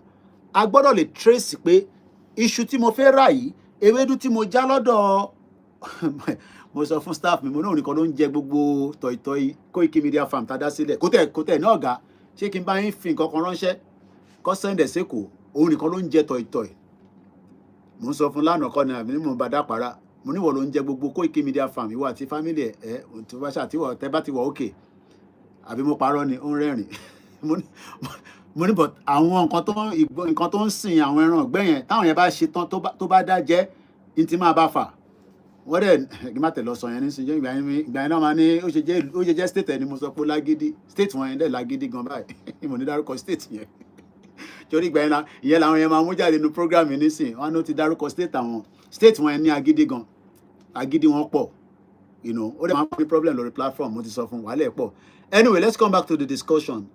Àpárá díẹ̀ díẹ̀ gbọ́dọ̀ wà. So what I'm trying to explain is that èèyàn kan náà fẹ́ ta ìdú fún mi. Mo ní níbo ni máa tà á sí? Okay, kò ní pé mo ò lè tà á. But whatever we are going to export, a gbọ́dọ̀ lè trace ẹ̀. Ṣé mo reason tí ẹ̀yin tí ẹ wà ní Southwest tí demand máa ṣì wà láyé wo táyé ayé kankan parẹ́, forget it. Ìyá tó bí mi, she died at 77. Kó tó kú lọ́tún sọ pé ayé máa parẹ́. Má yẹ kẹ́ni kankan gbé ẹ ní gógó. Ayé kan máa parẹ́, irọ́ ni. Àwa tá wà nínú ẹ̀ la máa kú, tá máa bí, tá máa rẹ̀ sí. Kọ́lọ́run jẹ́ kí gbogbo wa dàgbà, kí bàbá kí tó lè dàgbà sí wa lọ́wọ́ dáadáa at 90 plus. Ẹ wí bàbá yẹn. Bàbá tún dìde nígbà tí bàbá fẹ́ ẹ̀rí bàbá yẹn ṣe dìde. Àyà mi tẹ̀ yá ká. Bàbá má lọ ṣubú o. Bàbá ní wọn wà okay. Ẹ lọ́wọ́ fídíò yẹn. Bàbá dáadáa. Bàbá tó sọ̀rọ̀ tó kí máa mọ̀ pọ́rọ̀ tó wà lórí ẹ̀ ó jiná. Sọ ni pé ṣẹ̀rá àwọn ọmọ tá à ń bí ìbò wọ́n máa jẹ́ṣu, wọ́n máa fẹ́ ẹ̀fọ́ tẹ̀tẹ̀, ẹ̀fọ́ ṣọkọ, wọ́n máa fẹ́ ẹ̀gúsí. Ṣé London láti máa gbin ẹ̀gúsí? Àwọn Asian, àwọn yẹn ti wá rí i pé market wà fún. Ṣé mọ̀ pé àwa ti sùn kalẹ̀ for many years. Àwa tá wà ní diaspora, ìdá ká lọ kàwé, a fẹ́ ṣiṣẹ́ lọ́fíìsì, a fẹ́ ṣiṣẹ́ ní engineering sector. Ẹlòmíì ṣe wà rí ẹ pé gbogbo masters tó ní o máa fi ṣe check out gbẹ̀yìn ni. Bẹ́ẹ̀ ni kò ń ṣe pé because gbogbo qualification yẹn kò ní value kankan lọ títí, ó kàn ní value at some extent, but kò ń ṣe ní UK torí UK is a very tough place. In tí UK need ní services, kó wá van delivery, kó ṣe Amazon delivery, kó wà ní warehouse, but tó bá ti ń di àwọn iṣẹ́ tó wà strategic, àwọn Yorùbá kọ̀ọ̀kan ṣe ń breakthrough nísìnyí after many decades, especially àwọn tó ń ṣiṣẹ́ ní medical healthcare sector, medical sector nínú UK. Kò sí nǹkan tó ń jẹ́ London, UK ló yẹ ká máa dárúkọ. Wọ́n ṣe ń ráyè penetrate ni, wọ́n penetrate nísìnyí. It's a tough place. And I'm sure America tẹ̀ ní a little bit of leverage there. But UK is a very tough country. And lẹ́yìn UK, àwọn other European country were struggle náà ni. Is either you are Uber driver, is either you are van delivery. Yeah, they are jobs. But ní ilẹ̀ Yorùbá, we can do more high thinking innovation based on ìwé tàti lọ́kà. Àwa la kàwé jù Ìgbò lọ. Gbogbo ẹnu mo fi sọ. A ti ń lọ university, a ti ní university graduate before àwọn ẹ̀yà tó kù. Bàbá kí tó yẹ jẹ́ kó yé wa, kò sẹ́ni kankan tó lè pìtàn yẹn fún wa. Why tí a wá ní up to that standard tí a lè fi develop ilẹ̀ wa, because inú Nàìjíríà tá wà ní. Nàìjíríà ó really gbé wa padà sí 500 years. Àwa dàbí ẹni tí ẹ pé bí mo ṣe sọ lẹ́ẹ̀kan, tọ́rọ̀ bá lọ ìyẹn tó padà sí ibi tó ń tí ń bọ̀. Mo ní ṣé building tẹ́yìn ń gbé yẹn, ẹ wo building yín, ẹ kàn wo how many floor ni, ṣé tẹ bá yàgbẹ́ nínú building yín, ṣé tẹ bá flush, ṣé omi máa jáde, ṣó máa clear jáde. Ordinary rubbish bin, rubbish, ẹ wo bó ṣe wà lẹ́, I don't know bí i gbogbo Èkó ni, but ibi tí mo ti rí so far, mo kàn rí tán dalẹ̀ sí ojú títì, dalẹ̀ sójú títì. Kí ló dé tá à ń dalẹ̀ sójú títì? Mo bẹ̀ commissioner of environment, but wọ́n sọ fún mi pé ẹ̀gbọ́n ìyàwó mi sọ fún mi pé tó bá kólẹ̀ ìlálẹ̀ nísìn kílẹ̀ tó mọ́ wọ́n tó máa dà sójú títì. Ṣé ojú títì ó jẹ́ gẹ́gẹ́ bí normal place tó yẹ kí èèyàn máa dà rẹ̀ sí in a sane society?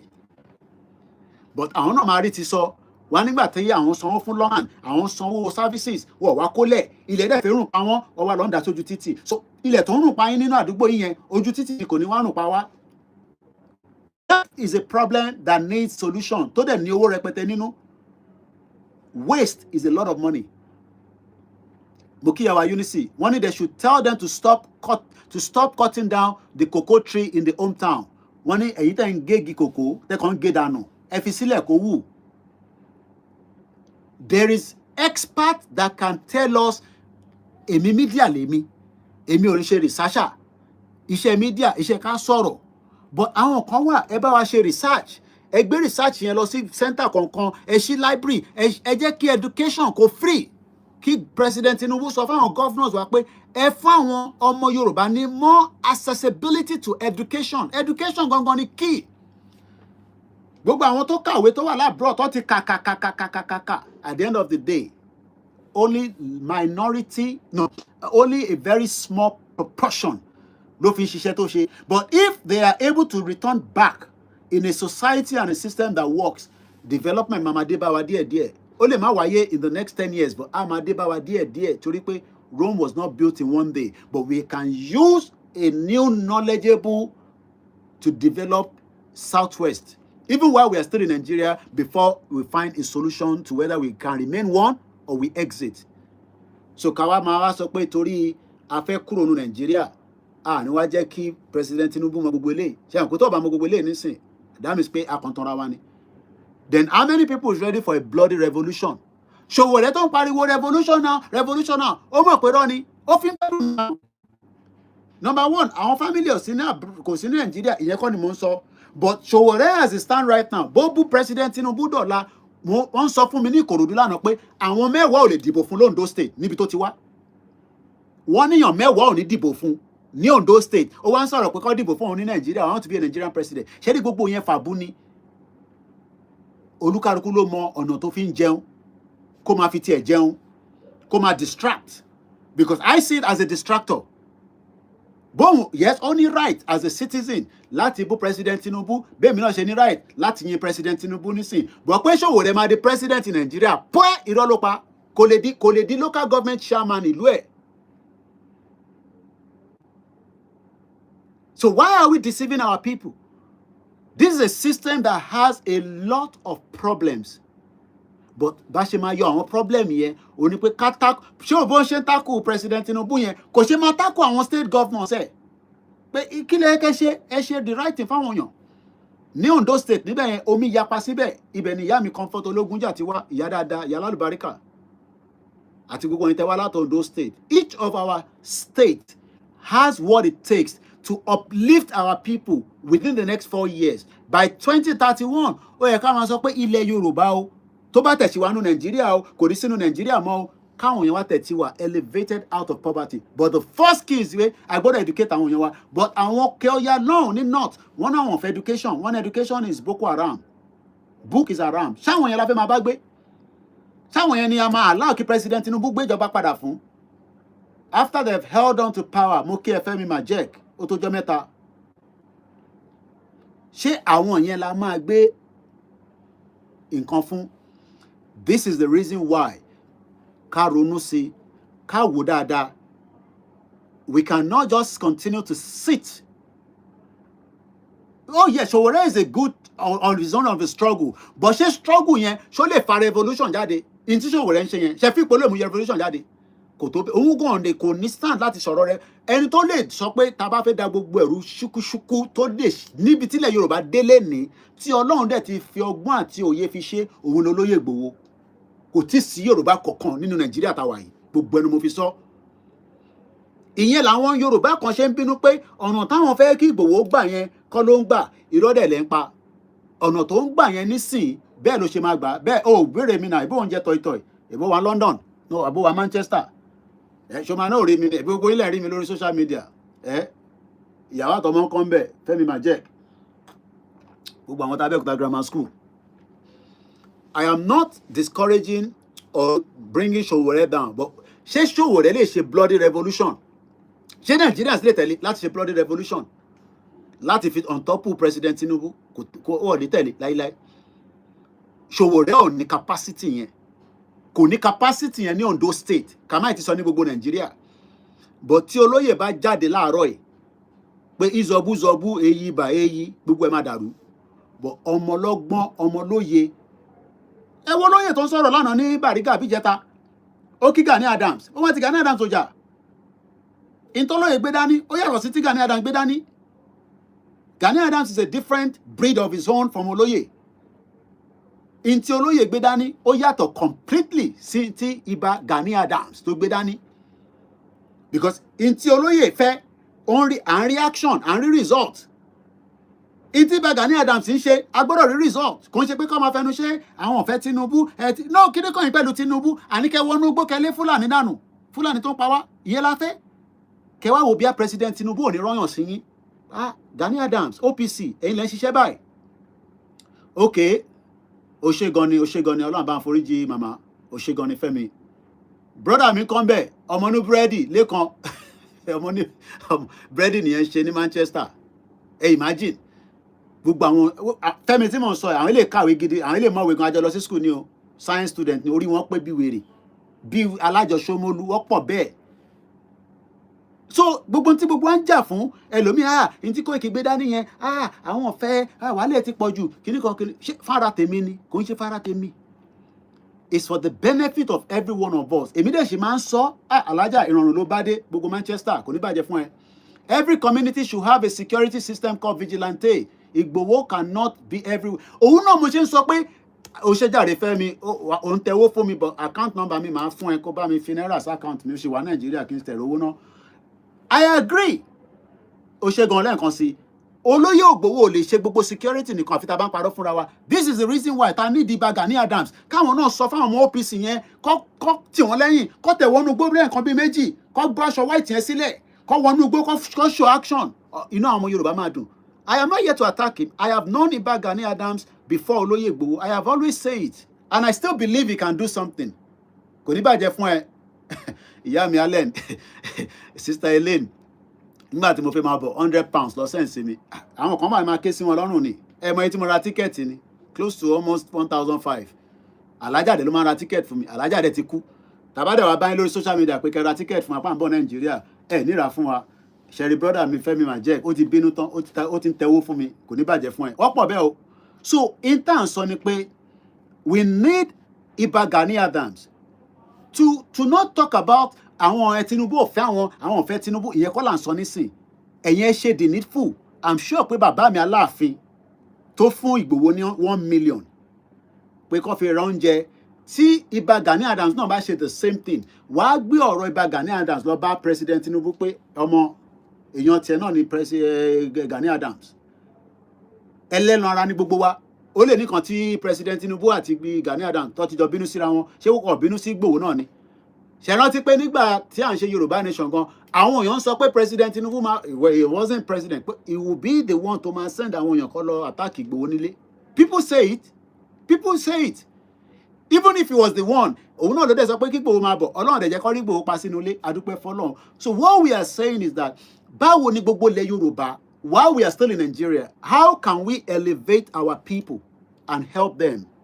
What is the way forward? Mo kí Ọlákúnlé, FBI. What is the way forward? What can we add to make sure that things are much more convenient for our people? Ṣóyìnbó yẹn ṣó right? Ẹ ṣé gan ni Sister Helen. Ẹ rí pé bàbá ṣe ń fresh. Àbẹ́rẹ́ bí daddy ṣe ń fresh. Wallahi. I was worried about him last year. Tẹ́ bá di ọwọ́ bàbá mú, fáwọn àtàláǹfààní àti di ọwọ́ bàbá mú. Koiki, please, I have a question. Is it true that Chief Sunday Igboho has joined APC? Ibo ni wọ́n wà? Ibo ni wọ́n wà? Àti di APC tipẹ́tipẹ́. Jagaban ni +4 ni equals to 8. Àbátìkù ni wọ́n ń ṣe náà bí Peter Obi. Èwo ló ń ṣe ní méjèèjì? Òtúnjẹ ń béèrè. Ìgbòho ti wà pẹ̀lú President Tinubu. Tó bá sí pẹ̀lú President Tinubu, ó rò pé mi lè wà Nàìjíríà ni. Ọ̀bí pọ̀nrín mi dá. Ẹ̀gbọ́n mi was worried. Ó rẹ́rìn. Bẹ́ẹ̀ ni, ẹni tí ó jẹ́ first born wa, ẹ̀wọ̀n kóhun ni màmá fúgbó wa nísìn. Nígbà tí mo ní mo lọ Nàìjíríà, ó rà pé kò gbọ́rọ̀ yẹn dáadáa. Ó tún pè mí padà. Ó ní Nàìjíríà. Pẹ̀lú tí o ti sọ sí ní Nàìjíríà yẹn, ó sure. Àmọ́ ní kò sí problem. President Tinubu ti fún wa ní okay. So, no. Yoruba Nation is ongoing. This is what I'm back to explain if I want you. Sherry, affect by Yoruba Nation. There's no doubt about it. Affect kúrò ní Nigeria, it is on the table. But ọ̀nà wo la fẹ́ fi gba Yoruba Nation? Ṣé a fẹ́ ṣe bloody revolution or bloody àlèṣe coup? Ta máa fi hàn sí ti President Tinubu, ta máa wá declare Yoruba Nation, ta máa ní kí Bàbá Akíntóyè wá declare Yoruba Nation. Ṣé mọ̀ pé ó máa mú ẹ̀jẹ̀ gidi wá? How many people agree with that? Ṣé mọ̀ pé tí Bàbá Akíntóyè nísìn tó bá jáde láàárọ̀ pé ó yá a máa declare Yoruba Nation, ṣé mọ̀ pé a ti dá ogun sílẹ̀ nìyẹn, sílẹ̀ Yorùbá. Ta ló kọ́kọ́ accept yẹn? Ẹ máa bá mi ra credit sórí MTN mi, a ní di náírà, mo ṣe máa wà nílé fúnjọ́ mélòó kan. Ẹ jẹ́ ká padà sórí tí mò ń sọ. Mo fẹ́ gbé àwọn èèyàn wọlé, ẹni tó bá fẹ́ wọlé lórí TikTok nìkan ni, ẹ wá wọlé. Kẹwàá bá mi ṣàlàyé, ṣé tá bá declare Yoruba Nation London government President Tinubu nísìn, ṣé President Tinubu máa fold the hands ẹ̀ àbí wọ́n máa attack wa padà? Mo fẹ́ káwọn èèyàn wá bá mi dá sí. Kọ̀mọ̀ ní nọ́mbà mi tẹ́ máa pè sí. Nọ́mbà tẹ́ bá máa pè sí yẹn, òun náà ni mo fi ń ṣe TikTok. But tẹ́ bá fẹ́ dá sí, ẹ darapọ̀ mọ́ mi lórí TikTok. Kẹ wá fi ọgbọ́n àti làákàyè tọ́lọ́run fẹ̀yìn. Ṣé Ìgbòho àti Bàbá Akíntóyè ṣá ti abandon Yoruba Nation ni? Ṣá ti gbàbọ̀dé ọmọ Yorùbá ni? The next question is, ṣé ká fi ọgbọ́n ṣe ni àbí ká fi òmùgọ̀ ṣe? Ṣé mọ̀ pé mo ti mú nǹkan méjì wá? Ṣàfẹ́ bá President Tinubu jà. Má dẹ̀ ní ká bá President Tinubu jà. Ẹ bá mi fi sínú comment section. Ká bá jà gidi, ká da gbogbo ẹ̀rú. Ìgbòho kájú ẹ̀, wallahi tallahi símọ́ bí lẹ́la sí láwà kó ó ń ṣe tẹnu. Ìgbòho kájú ẹ̀ tó bá rí pé ká dá ogun sílẹ̀, ṣé ká dá ogun yẹn sílẹ̀? President Tinubu, báwo lẹ ṣe ń sọ̀rọ̀ báyìí Mr. Mike? Ṣé President Tinubu máa approve Yoruba Nation ni? Ẹ jẹ́ ṣé gbogbo àkàwé náà, èyí tẹ́ ń kọ òyìnbó tó tó yìí. Did President Tinubu approve Yoruba Nation? Ẹ̀yin náà gbọ́ question tẹ́ béèrè yẹn. Ẹ jẹ́ ká fìlàkàyè ṣe náà. President Tinubu ṣe máa approve Yoruba Nation as the President of the Federal Republic of Nigeria. Ẹ máa ká máa béèrè question tí èèyàn kan máa pé ṣáwọn ilé iṣẹ́ law school ṣá. President Tinubu ṣe máa approve Yoruba Nation nínú Nàìjíríà. Kábíyèsí Elédùmarè, ẹ má sọ bẹ́ẹ̀ náà. Why will President Tinubu approve Yoruba Nation? security ni President Tinubu ní ká gbé dání ká fi tákù Fúlàní tó wà nugbó, not even Fúlàní tó ń ṣiṣẹ́ nínú inú ilé. A ní right láti attack Fúlàní kankan tó wà nínú Nàìjíríà àfi nínú community wa, àfi tá bá gbé ó gbé weapon dání àdẹ́fà lọ́pàá lọ́wọ́, but ìta bá bá nínú igbó. So question tẹ́ ń béèrè, mo fẹ́ padà sórí question tí ọ̀rẹ́ mi, because àjọ lọ sí Abẹ́òkúta grammar school ni àjọ ṣetán ni, a máa ń nà wọ́n dáadáa, art class lèmi wà, àwọn science student wọn mọ̀ bọ̀ gbàbọ̀ wọ́n mọ̀wé, a máa ń nà wọ́n ṣeré ni. Ó ń béèrè, ó ní Koiki, so no more Yorùbá nation, ariwo Yorùbá nation tó ń pariwo, kí ni tó pọ̀ ẹ́ pẹ̀lú APC? Mo wá ń béèrè pé how la ṣe fẹ́ gba Yorùbá nation kúrò ní Nàìjíríà? Let's go back to UK. Òun gbé ní Manchester, mi gbé ní London. UK citizens demanded that they want to exit European Union. Òfin fún Prime Minister John Long, ó dà pé Boris Johnson ló wà níbẹ̀, àbí David Cameron, ó dà pé David Cameron ni.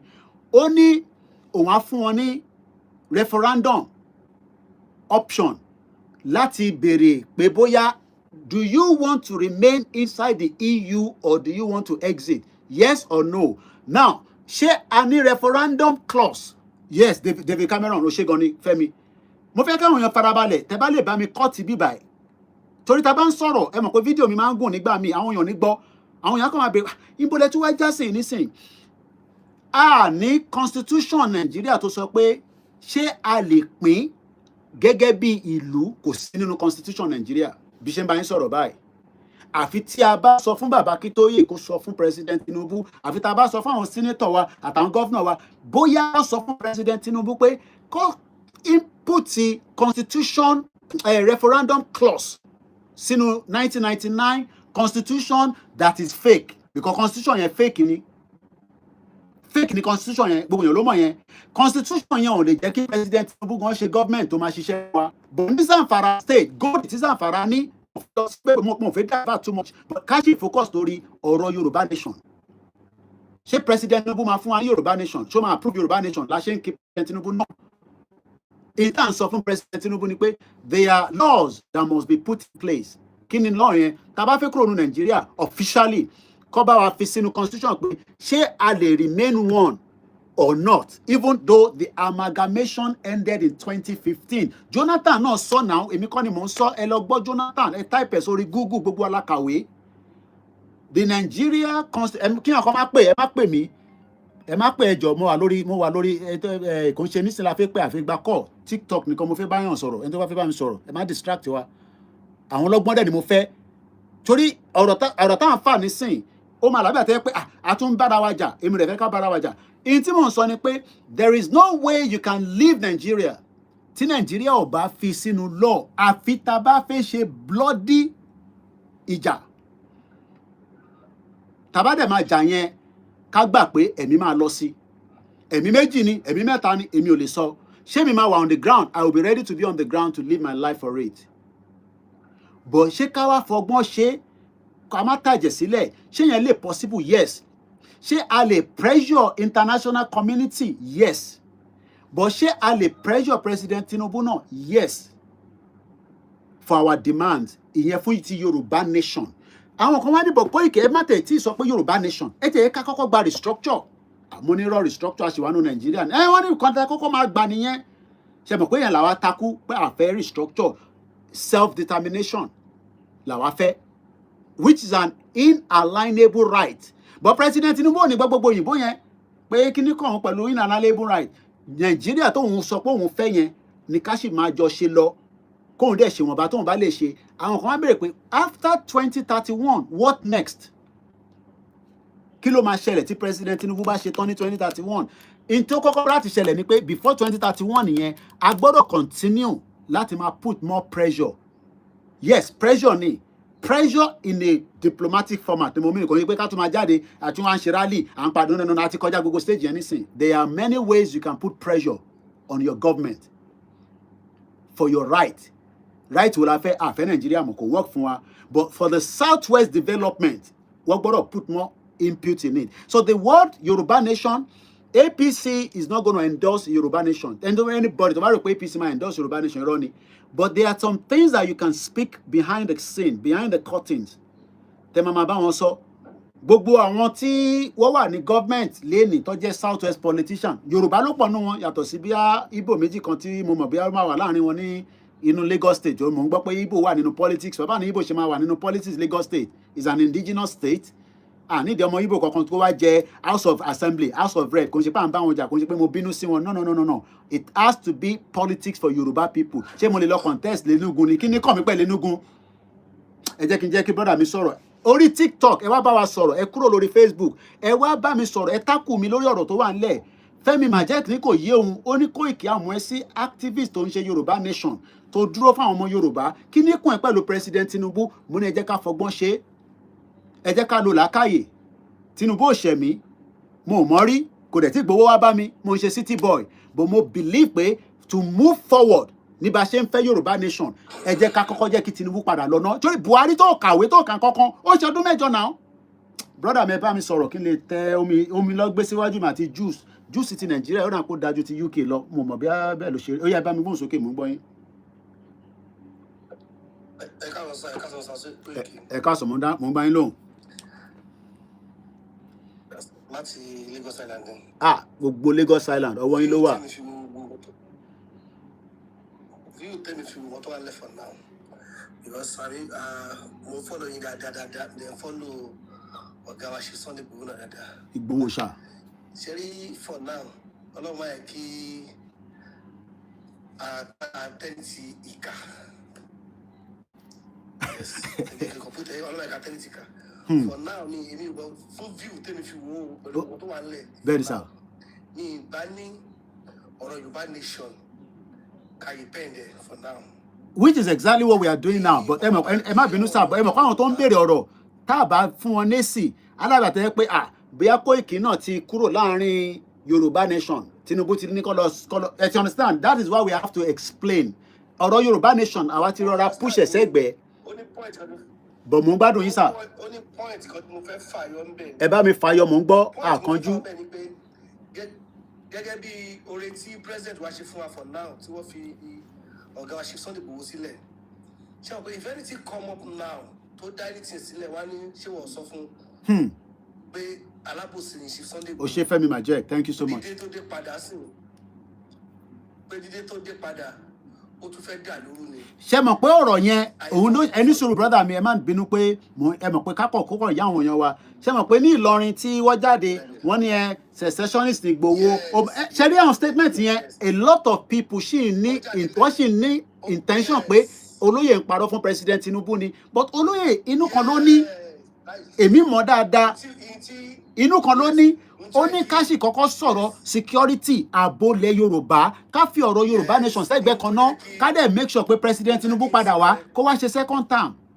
Mo ń gbọ́ yín. Tó jẹ́ kí n sọ̀rọ̀ yẹn gọ́gọ́gọ́gọ́ nìyẹn, because I had some learning activities tó ń sọ lórí pé ṣé ẹni tó yẹ pé wọ́n fẹ́ pín ìlú. Màá pín sister Ellie kí n lè gba information yẹn dáadáa ká tó máa push it out officially. Màá pín yín dáadáa. Pé ṣé ẹni tó yẹ pé wọ́n fẹ́ pín Nàìjíríà ló ń wá ẹ̀wọ̀n ní ẹgbẹ́ security lọ́wọ́. Okay.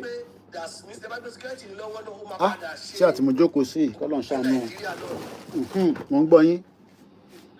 Ṣé pé ọ̀rọ̀ ti lọ́rí yẹn sìn one ó sì ń jà ròyìnròyìn báyìí. Okay.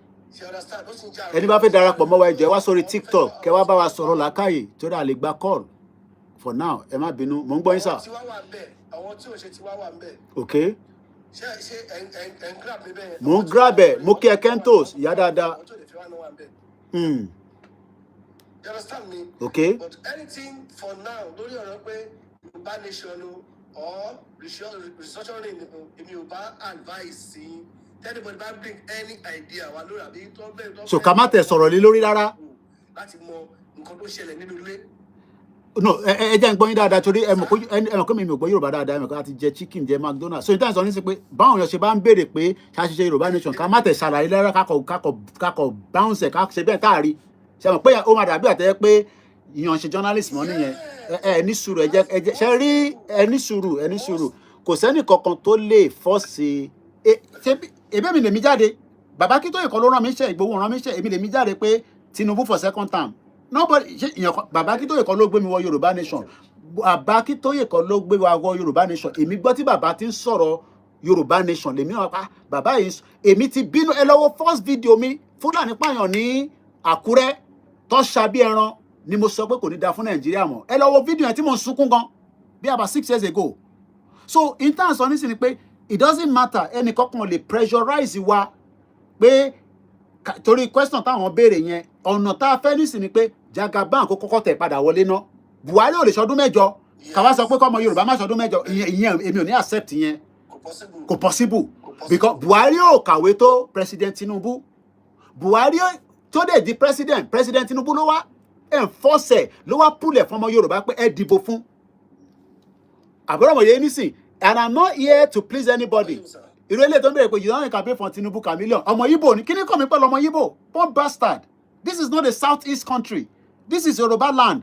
And Tinubu, ẹ̀yin ò dẹ̀ lè jẹ́ president. Peter Obi will never be the president. Fact ni, because àwọn northerners ò ní jẹ́ kí Igbo the president. Ọ̀tá ayé àtọ̀run làwọn méjèèjì. So I am not here to speak for the Igbo people. I am speaking for my Yoruba people.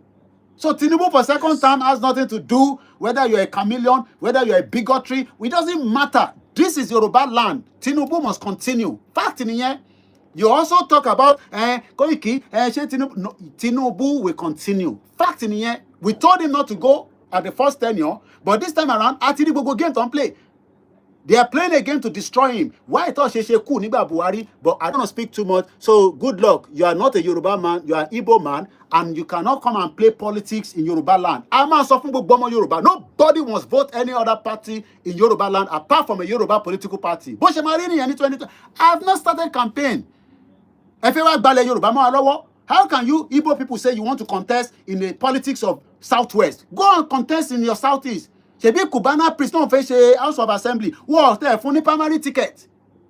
Why are they not giving Cubana chief priest a primary ticket in the Southeast? You cannot come and play politics and destroy, the internal politics of our Yoruba land. Taban barawaja láàrin ara wa nìyẹn. So mo ń bọ̀ lọ́dọ̀ yín padà, Mr. Shaye. Ẹ jẹ́ ká lọ sọ́dọ̀ Key Auto World. So ẹ dẹ̀ kí follow ẹ̀yin náà tí ó lórí àpò mo follow yín tẹ́lẹ̀. Odunuga lórúkọ yín. Ṣé ọmọ Ìjẹ̀bú lẹ́yìn náà ni?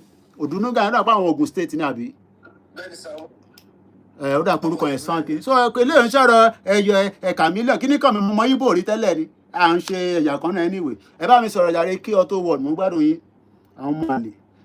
Òyìn kan dẹ̀ ti ń béèrè pé Koiki ṣé kò ní pé fake Igbo product tó rà. Kó wà very careful Nàìjíríà kó má lọ máa yàgbẹ́ o.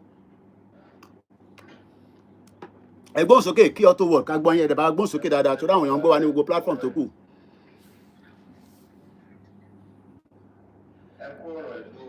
Ẹ máa bá wa gbẹ́nu sí máìkì yẹn dáadáa bí àṣà brother mi Oríyọmí Hamzat ká gbọ́ yín dáadáa ẹ jọ̀ọ́.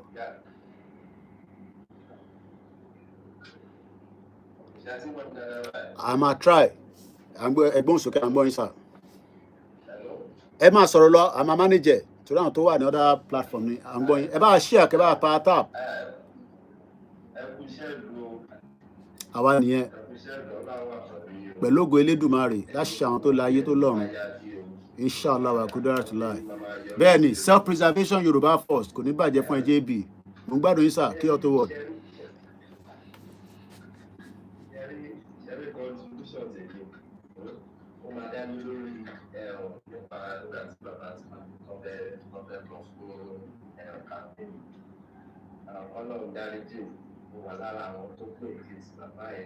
Ṣé ẹ báyìí ká ṣe ọ̀rọ̀ sọ kò sí àwọn ọkọ̀ Ọlọ́run dáríjì wá. We were doing the right thing at that right time.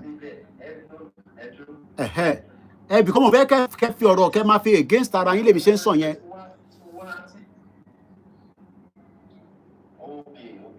Kọ̀ọ̀kẹ́ máa sọ pé kọ́lọ́run dáríjì ẹ̀ṣẹ̀ ó láṣẹ. Advice President Tinubu ni and he didn't listen to us because òun náà bàbá tó lágídí lòun náà pé kílẹ̀ ń sọ get out. Kílẹ̀ yẹn ọmọ kékèké yìí sọ kílẹ̀ yìí mọ̀ ẹ̀yin rókè lọ́hùn ni. Wọ́n yí owó padà wọ́n fẹ́ destroy ẹ̀ olórí burúkú Buhari ó jókòó síbẹ̀ Buhari tó ti bá wọ́n ti múná lọ ara ń tàn sọ nìyẹn Nàìjíríà ó yẹ gbóhùn sókè mò ń gbọ́ yín kì í ṣe àṣìkọ́tì kí iná sì wọlé díẹ̀ ẹ máa sọ̀rọ̀ lọ mò ń gbádùn yín o íńtánẹ́ẹ̀tì òkú ẹ máa sọ̀rọ̀ lọ. ẹ̀wọ̀n bí bàbá ẹ̀ ṣe wá ní kí gbogbo ọ̀pọ̀ tó ń ṣe tó ń láró pé àkókò president ọmọ ní Nàìjíríà kò sí ever since tí mo ti gbọ́ láyé mi kò rí rí.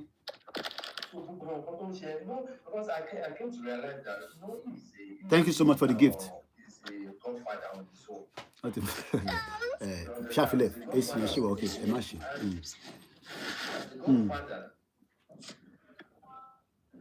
as a godfather. Okay. So he's also Kaba. So he has the power to do and undo Okay. whatsoever I want, because anybody in the south. Okay.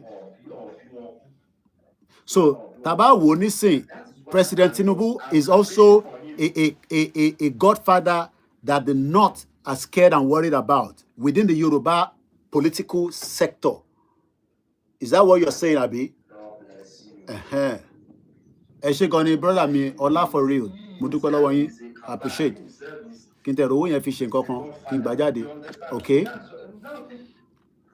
a look at the way they are shaking. Abike Gold, ọwọ́ mi lókè, ẹ ṣé gan ni. President Tinubu for second time. Bẹ́ẹ̀ ni, àwa ti wà lórí yẹn nísìnyí. Can I sing a song? Sing a song to you. Can I sing a song? Ta lele kẹ? Can I sing a song? Who are you to fit sing a song? Can I sing a song, please? Ẹ jẹ́ yọ ilé ìdáná, ó dáhùn pa àwọn òyìnbó ni, tó ń ṣeré káàkiri TikTok. Okay. Okay, ẹ jẹ́ kí n bí ní kankan key or two word quickly. Ṣé ẹ̀tọ́ ni pé kí President Tinubu padà wá ṣe second term tí Buhari dẹ̀ ṣe tó ṣọdún mẹ́jọ kátẹ̀ fi ọ̀rọ̀ Yorùbá nation sílẹ̀, ọ̀rọ̀ restructure sílẹ̀? Ṣé ẹ̀tọ́ ni pé kó padà wá ṣe second term? Àti pé ṣé ẹ̀tọ́ ni kí ọmọ Yorùbá support ẹ̀ àbí ká wá against ẹ̀? Question méjì ni ẹ bá mi dáhùn ká tó lọ sókè lọ́hùn. Number one, ẹ̀tọ́ ni fún Tinubu kó ṣe second term. Okay. Because Buhari ló Fúlàní, òun náà ṣe second term. Okay. So ẹ̀tọ́ náà ni fún Tinubu náà kó lọ ṣe second term. Okay. Ẹ ṣé gan-an Abike Gold, wọ́n ní ẹ̀tọ́ ni. Òun ní pé ẹ̀tọ́ ni fún gbogbo ọmọ Yorùbá pátápátá tó jẹ́jẹ́ ní Yorùbá láti sọ. Bọ̀ wọ́n náà kàn ń ṣí platform, wọ́n wá ń jẹ́ káwọn ọmọ Igbo kó máa penetrate wọn against the President Tinubu. Wọ́n nítorí ẹni sùúrù sà, wọ́n nítorí pé President Tinubu ó fẹ́ bí pa wá, ó fìyà jẹ wá, for that reason káwọn èèyàn má dìbò fún. Ẹ ṣé gan ni ìyá mi Beauty àmọ̀ pé.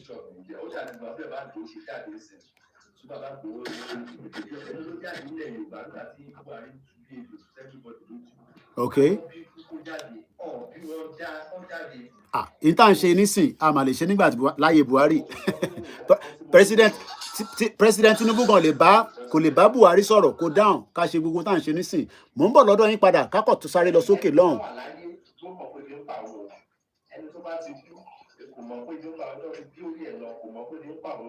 Okay. Ọ̀dà ẹ ṣé gan ni mò ń bọ̀ lọ́dọ̀ yín padà. Ẹ jẹ́ kí n lọ sọ́dọ̀ ọ̀dà Mr. Ask. Ọ̀dà mò ń bọ̀ tó keyword ẹni sùúrù ẹ jẹ́ ká tún jẹ́ ká gbọ́ lómi náà ẹ jẹ́ ká gbọ́ lómi náà ẹ ṣe sùúrù. Ọ̀dà ẹ má bínú èmi mò ń bọ̀ Ask. Ọ̀dà okay.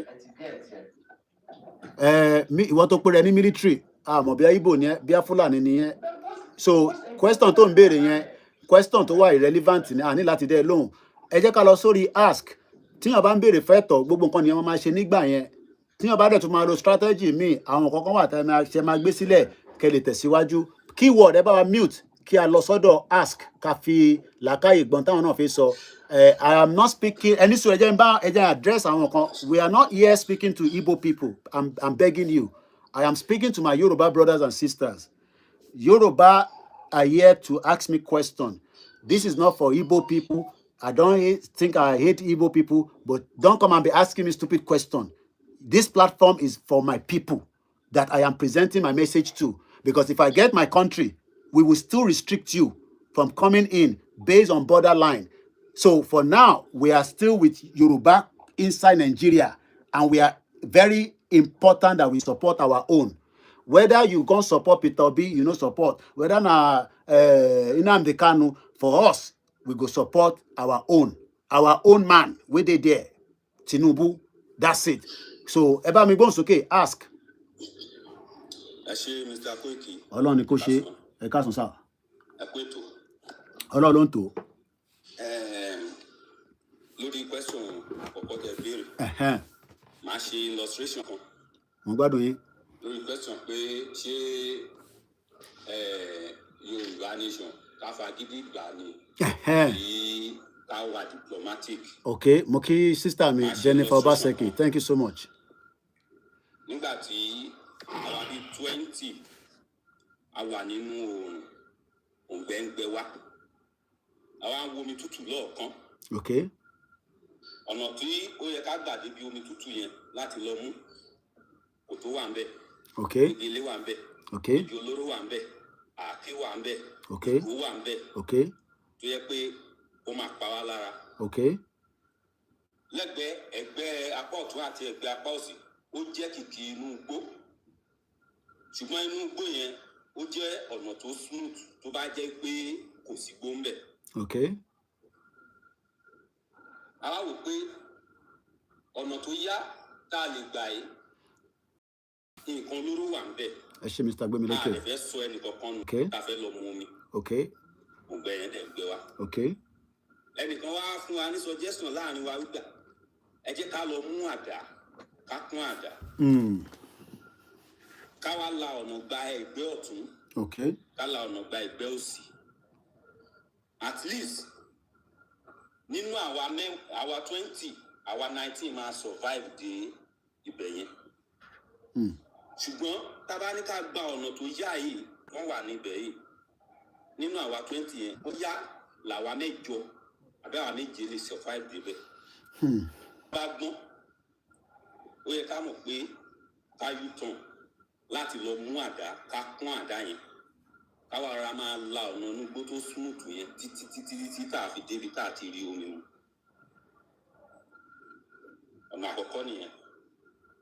Sọ pé a fẹ́ gba Yorùbá nation a fẹ́ gba kínní ẹ ti pariwo tó láti 2021 ẹ ti kígbe tó olóyè ti kígbe bàbá Akíntóyè ti pariwo everybody ti kígbe tó ṣùgbọ́n a wà nínú ìyà ń jẹ wá à ń pòǹgbẹ fún ìrọ̀rùn kò sẹ́ni tó lè jáde síta láti sọ pé a fẹ́ lọ gba ẹ̀tọ́ wa.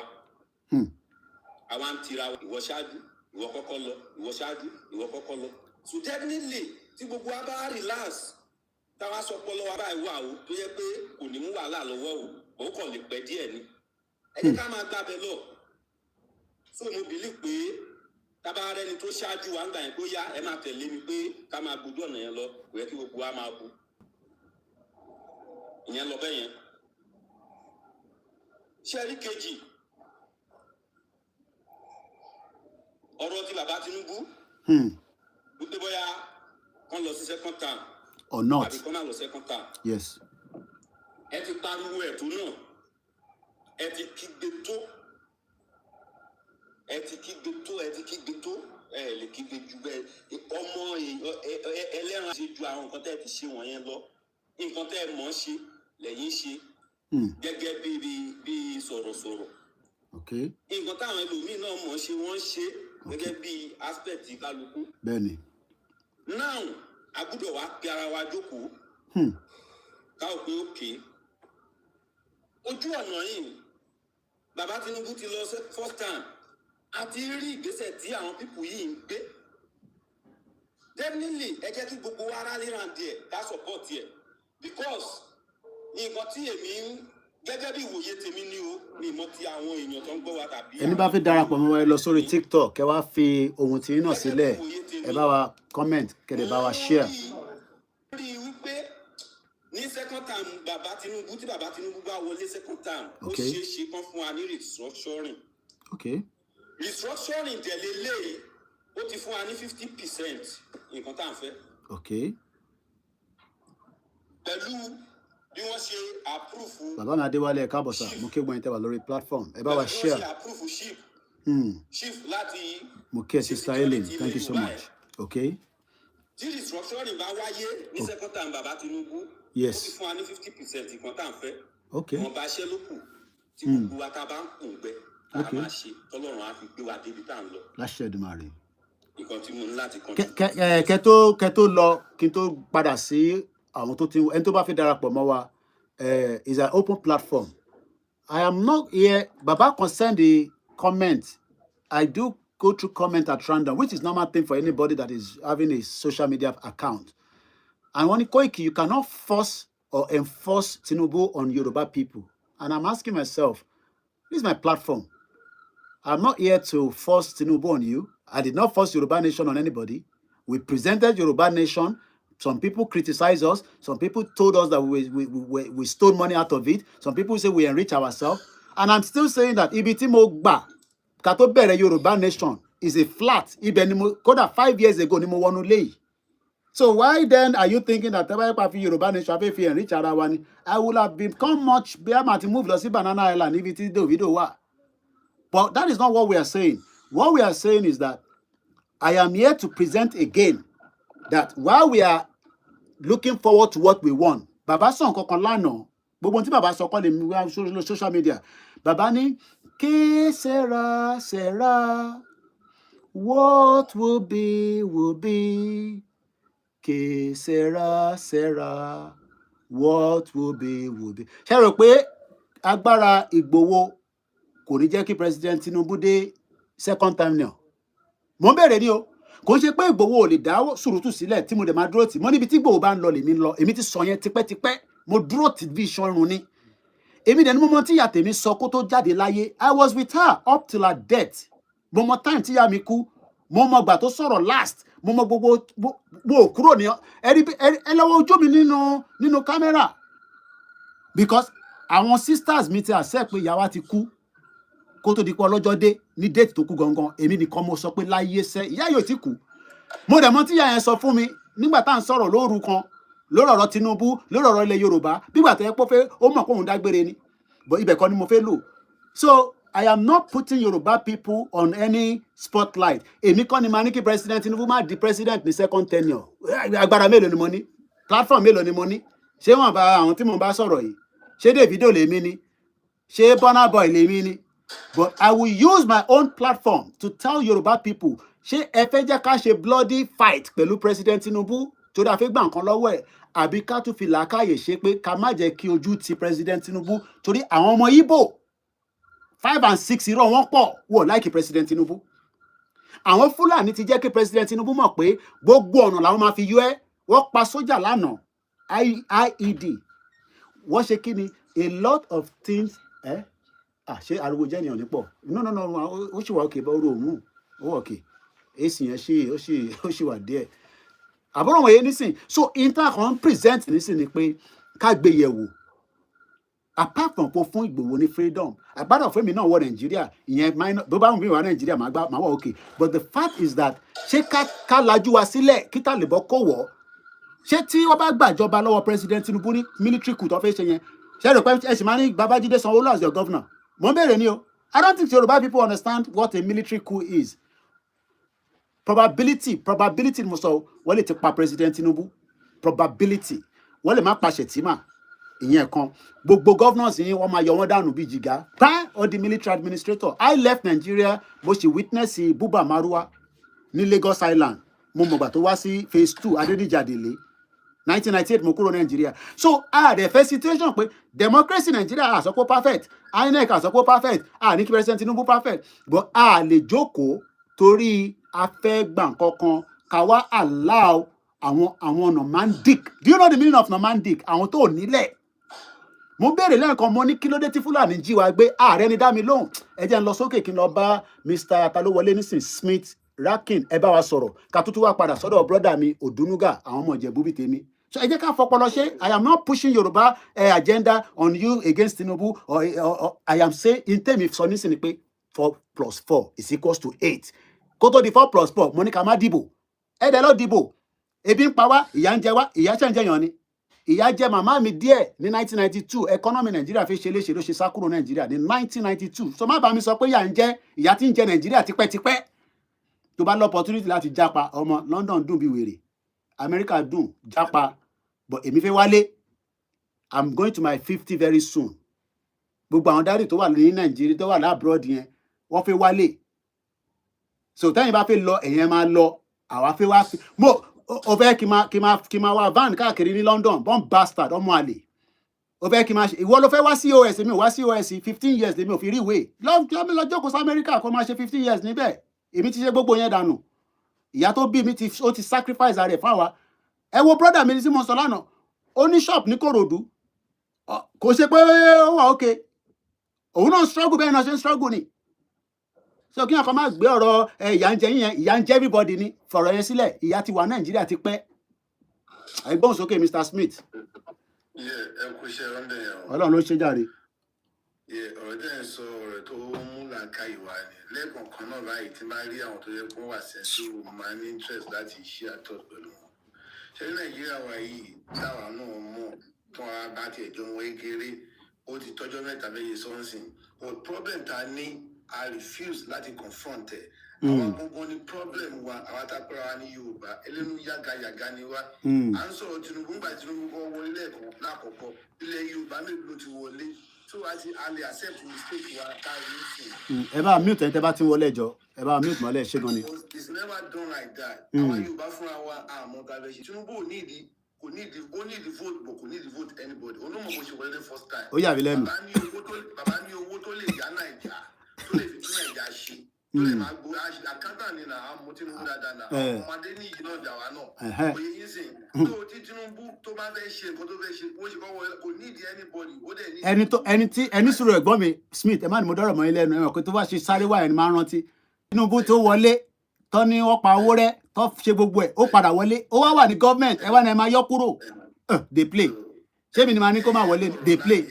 Ohun tó yẹ kí bàbá yẹn ṣàṣì pé problem kan tá a ní ó pọ̀ gan kò dẹ̀ tún pọ̀. Ìlú kan bí àdúgbò tá a wà l'Amẹ́ríkà ní báyìí kò sóhun tẹ́lẹ̀ ṣe tó lè bá yín ṣe tó máa yín dá sí irọ́ ní gbogbo everybody ń pa ẹlẹ́nu méjì ni wá. Ṣùgbọ́n tá a fẹ́ ṣe pati ká mú ọ̀rọ̀ pati kúrò mẹ́ ká sọ tó dáa ẹ gbogbo àwọn gáàsì bíi tẹwàá ń sìn tẹ bá ń sọ fún wọn wá ní wọn fẹ́ lọ sí Amẹ́ríkà wọn fẹ́ lọ sí London wọn fẹ́ lọ kí wọn lọ ṣe ẹrú wọn ṣe ń bẹ ẹlòmíì bàbá ẹ nílẹ̀ more than 3, 4, 5 acres ó filẹ̀ nílùú ohun owó tó kó kiri tó bá gbin àgbàdo tó máa ṣe 3 months tó bá lóye tó máa tà tó bá gbin ẹ̀pà ó lóye tó máa tà tó bá ṣe tó bá.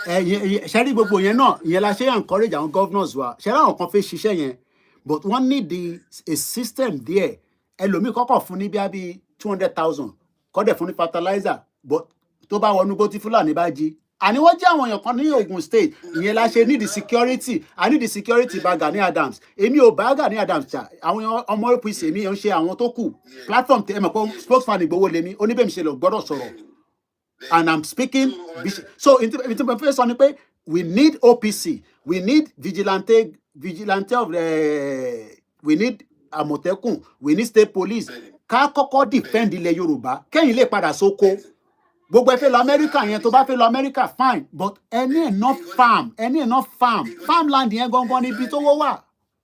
ohun tí mo ń sọ mo yẹ sọ pé program yìí make sense nìyẹn ṣé rí bàbá Tinubu fúnra ẹ̀ àti anybody bá fẹ́ ṣe nǹkan àti gbowó tá à ń sọ owó ẹ̀wọ̀n yìí. mo kíyà mi Oyèrìndé ẹ ṣé gan ni grandma mo ń gbọ́ yín. agbára ṣe àbíta agbára wà kí Tinubu kó sì kẹyẹ sọ́nsìn kí ilẹ̀ Yorùbá kó jẹ́ safe haven tẹ́lẹ̀ pẹ́ níbo ilé wọ̀ lọ́sàn-án lóru lálẹ́ ìyókù kan fílẹ̀ a lè ṣe a lè gbìyànjú láwọn bàbá lọ́wọ́ ókè tí n bá fẹ́ wá sí mo fẹ́ dalẹ̀ ṣẹlẹ̀ inú ẹ̀bọ́n lẹ́ sọ́nsìn ìgbẹ́ wọ́n ti mú lọ́nà báyìí wọ́n fẹ́ lọ tàn jẹ́ ìmúníkọ́ má tàn ariwo olùkọ́ máa pa sórí ẹ̀ létí ni.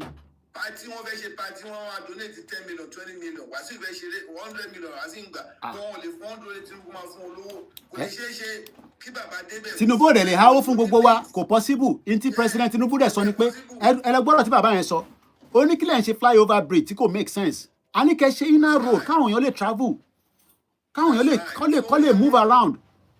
kí Tinubu kọ́ lọ sí Israel kọ́ lọ rúra kọ́ lọ wá terminator àwọn driver. ẹ mọ̀ pé Israel tẹ sọ yẹn Mr. Smith ẹ mọ̀ pé Israel ò nílẹ̀ ẹ mọ̀ pé àwọn ní the best agriculture system in the world wọ́n ọ̀dẹ̀ nílẹ̀ ilẹ̀ aṣálẹ̀ ní gbogbo ilẹ̀ wọn.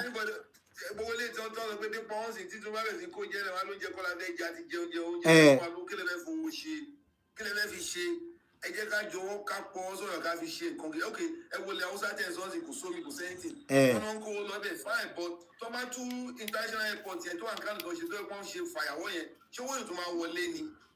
ṣé mọ̀ pé. ẹ jẹ́ kí n tarọ́ di ẹ̀gbọ́n yìí láàrin 1 second. ní Oman ní bíbáyìí Oman tó jẹ́ desert tó jẹ́ aṣálẹ̀ ní last week wọ́n gbé jáde nínú news wọn pé wọ́n rí kòkó ká nílùú yìí. kẹ́ ń gbọ́rọ̀. last week mo ka news yẹn báyìí. Okay, ẹ wo kọtẹ sọ́ọ̀sì orí ẹ̀dá bẹ́ẹ̀ ẹ wo lè Ọ̀ṣun tó ń sọ́ọ̀sì èèyàn kan wá gold ńbẹ̀ fún ẹ̀ ló fi ẹ̀rín pocket ẹ̀ ṣé Nàìjíríà nìyẹn ẹ wà nǹkan níbi ìkọ́tọ̀ ọgbọ́n tí wọ́n rí oríṣiríṣi okay now sìn wọ́n tún rí lithium battery wọ́n tún rí ní Nàìjíríà tó kí ni wọ́n tún fẹ́. ó dà gbogbo àwọn olórí yẹn ẹ wo àwọn tí Tinubu kan tó kọ́ kó sí gọ́ọ̀mẹ̀ntì gan gbogbo àwọn tó kọ́ yọ ọ̀sán kò séèyàn tó ṣe rí problem ta nílẹ̀ Yorùbá ó pọ̀ gan ayé tara wa. bẹ́ẹ̀ni ìbọn náà lẹbọn sọ nísìn ẹ mọ̀ pé bá ṣe ń sọ̀rọ̀ náà nísìn àwọn kan máa hate wa wọ́n máa attack wa pa kí ló ṣẹlẹ̀ but it doesn't matter àti gba oríṣiríṣi wọ̀ sí tẹ́lẹ̀ ara tèmi dẹ̀ ó yí dáadáa and I'm a very intellectual person mo ti gbé ní abroad for 30 years mo mọ game politics ní UK gan sef tó bá máa dìbò Labour final Labour party tó bá máa wọlé tó bá máa ṣe election ní 5 years from now or gbàkígbà English person ló máa lò wọn nílò any other person wọ́n mọ game yẹn English ló máa lò wọ́n máa yọ anybody tó kì í ṣe pure English wọ́n máa yọ dànù. quick talk nǹkan tí ọ̀nkú yẹn sọ lẹ́ǹkan yẹn tó ń sọ̀rọ̀ kan lẹ́ǹkan yẹn ok bó ṣe wà yẹn ní gbogbo àwọn àtẹ́lẹgbẹ́ pẹ́lá bro dáadáa ẹ lè testify to it tí wàhálà bá ṣẹlẹ̀ tí ò sí anything àìmọ̀ àwọn tó yẹ kó commit suicide torí gọ́ọ̀mẹ̀ntì dáadáa but Nàìjíríà mélòó Yorùbá mélòó ló lè kú torí Tinubu kò sí. ṣé mọ̀ pé ní India I'm sure pé àwọn tó bá ń follow international news exam wọn medical exam wọn is one of the toughest kódà bọ̀bọ̀ India kan tí mo gbé ó ní tó bá question yẹn bá jẹ́ example ni o mẹ́wàá tó bá fail ẹyọ kan wáyé tó ń ṣe exam yẹn lọ wàá tún deduct nínú ìtò pass wọ́n wá fẹ́ ṣe exam wọ́n wá lọ leak exam paper sheet more than 100 people ló para wọn kí n má lóyìnbó yẹn wọ́n para wọn dànù because wọ́n ti kàwé ju pé kíní because wọ́n ní 5% péré ló máa ń mú nínú 100%. mo kàn give example ni o ṣé àwa ready láti sacrifice bẹ́ẹ̀ yẹn nígbà tí Ìgbòho tọ́lọ àtàkì ilé Ìgbòho ariwo làwọn èèyàn kàn ń pa ìgbìrì ààrẹ tó fẹ́ dà lúrú náà ibẹ̀ ń gan àwọn ibì kan wà ní sùúrù àwọn pọ́ńtà kan wà tó yẹ pé ó yẹ ká ti strike ṣé mi ní máa sọ̀kalẹ̀ ní sẹ̀máwá dà lúrú ni dà lúrú gbogbo yín sọ pé yẹn wọ́n ti mú Ìgbòho wọ́n ti àtàkì Ìgbòho gbogbo ẹ̀rẹ́ lọ fíyán wọ́n ti bàbá ní bàbá fún ibi tó wà èmi ò fi sọ pé ó wà ní prison torí kò sí tó kàn mí pẹ̀lú yẹn ó wà ń bẹ̀ fún 2 years ìyá tèmi wá sísàlẹ̀ ó wá gbalé sí Àjàṣẹ́ so ẹ fẹ́ ká sì wà ní Àjàṣẹ́ ní Benin Republic ká máa gbé níbẹ̀ so bí ṣe lọ bá bàbá kí tó yè ní ibi tí mo lọ bá wọn lẹ́kọ̀ọ́ inú yín ò dùn sí bí ṣe wà Nàìjíríà nísìn inú yín bàjẹ́ sí kí inú yín àbàjẹ́ ní kí ní kàn mí pẹ̀lú yẹn mo ní Jagaban for second time. máa kọ́ point méjì ni ẹ jẹ́ kí ẹ̀yin tẹ́ bá súnmọ́ Tinubu àti tó bá súnmọ́ anybody ẹ wò ẹ jẹ́ kí wọ́n ṣe nǹkan Tinubu ní list ó mú àwọn tó ń ba Nàìjíríà jẹ́ ó mú wọn ó wà lára wọn kó list wọn tí bàbá bá tí Tinubu bá pa bí márùn-ún wọn tó fi tó pa ní. kọ́tẹ̀ tí wọ́n mọ́lé irú Rufai tó ní òun táàpù gọ́ọ̀mẹ̀ntì ẹ jẹ́ lọ bá bàbá wa lókè bàbá mi mò ń bọ̀ ẹ jẹ́ lọ bá Mr. Ọlákè ẹ ṣe gan ni ẹ má ti sáré gbogbo yín o mo sì máa fún yín láyè kẹ́ sọ̀rọ̀ lẹ́ẹ̀kọ̀ọ̀kan sí ẹ jẹ́ ká kó àwọn méjì tó wọlé yẹn ká clear gbogbo yín kẹ́ sọ̀rọ̀ kẹ́ tẹ́ra yín lọ́rùn àwa tún kó àwọn míì wọlé èmi wà Nàìjíríà mo dẹ̀ ní access láti padà sílùú òyìnbó ṣé bẹ́ẹ̀ ló ṣe rí fún gbogbo èèyàn kò possible but in tàn sọ ni pé ilẹ̀ Yorùbá ni ká kọ́kọ́ sọ pé a fẹ́ kó dúró dáadáa wàhálà tó wà nínú ẹ̀ pọ̀ but nínú wàhálà nìyẹn ti máa ń wá solution mo dẹ̀ mọ̀ pé expert pọ̀ láàrin gbogbo wa àwọn ṣẹ̀dá àwọn skills tẹ́yìn ní níbí báyìí àwọn set skills tẹ́ni tẹ́ bá dé lóyìnbó ẹ̀ ní rí lò púpọ̀ o mo parọ́ o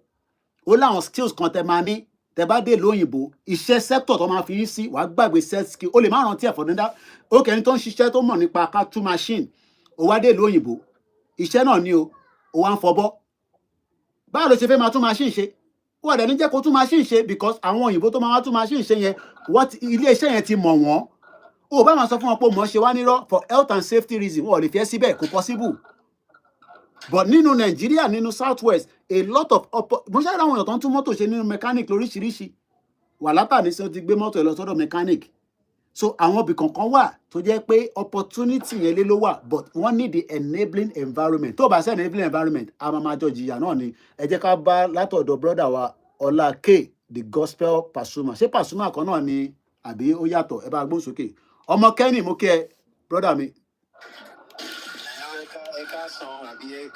ẹ̀ka sàn láti gíṣà. níbo lẹ́yìn wà tẹ́yìn kí àárọ̀ lẹ́yìn wà lọ́hùn ni. UK. táìmù kan náà lájọ wà Nàìjíríà aago mẹ́ta ṣẹ̀fẹ̀ lù ní.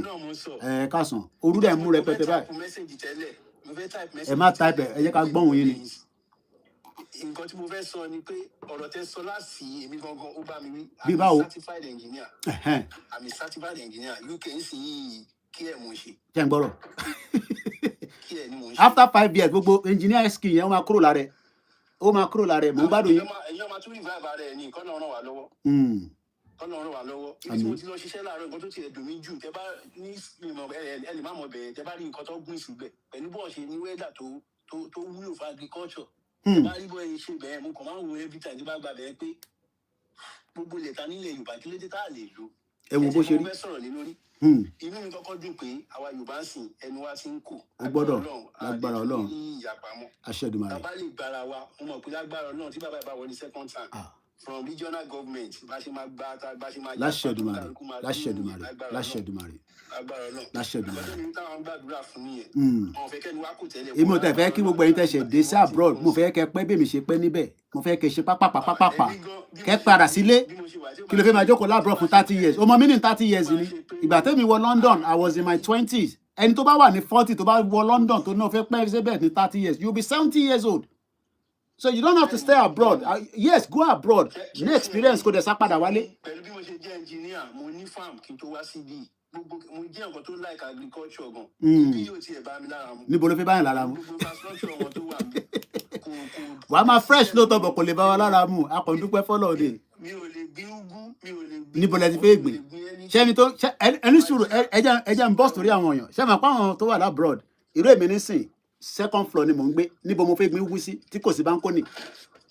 Níbo mo fẹ́ gbin ugu sí? Níbo mo tẹ̀tí ní tàn láti máa gbin ugu nínú yàrá mi? Ṣé inú yàrá mi máa gbin ugu sí? Mò ń bọ̀ jẹ́ ká lọ sókè lọ́dọ̀ brother wa. Mò ń gbọ́. Kí n tó kúrò 70% nǹkan tí mo ń jẹ mò ń gbìn mò ń ṣẹja mò ń ṣe poultry. Níbo lẹ ṣe máa ṣẹja ní London? Kẹ́dẹ̀ máa tà fáwọn tó wà ní restaurant. Ẹ lè ralẹ̀ sí London ni. Wọ́n ń talẹ̀ London náà àbí ní UK. Níbo? Àwọn tó pẹ́ bá pẹ́ jọ a lè gbé call ẹ tó ń pè yìí a lè gbé call a wà lórí TikTok a lè gbé call ẹ má bínú ẹ tó bá fẹ́ darapọ̀ kò sí èmi lágbára Ọlọ́run ọdún márùn mi máa tó pé. Kò tẹ ẹ má wọrí kò ní tọ́dún márùn ìwé yìí tẹ fẹ́ gbà yẹn á tètè jáde miracle kan á jáde ẹ gbà wé yẹn tètè máa padà bọ̀ nílé kí ó wá máa bọ̀ nílé. Ibi iṣẹ́ tẹ wà gan-an wọ́n tún máa tẹ́tì yín pé tẹ bá ti ṣe rádaràda ọmọ council sí rẹ̀ sí ìyẹn gan lásán gan-an. Wọ́n lè gbin ewédú sínú yàrá yín o wàláì ẹ̀ẹ́dẹ̀ máa fi jẹ̀bà. Kọ́lọ́ ń ṣàánú wa ni. Ó dà èmi ni mo dé fi dàbí. Ẹ má discourage anybody ẹ tó bá fẹ́ jápa ẹ fi wọ́n lẹ̀ ní kó jápa bẹ́ẹ̀ ṣe máa jápa dà ní kẹ́ máa wá. Ó dà ẹ ṣé gan ni ẹ jẹ́ kí n lọ sọ́dọ̀ Abechoki 2 ẹ jẹ́ ká gbọ́n tó fi sọ ẹ ṣé gan ni brother mi. Kọ́lọ́ fún wa lẹ́ Yorùbá.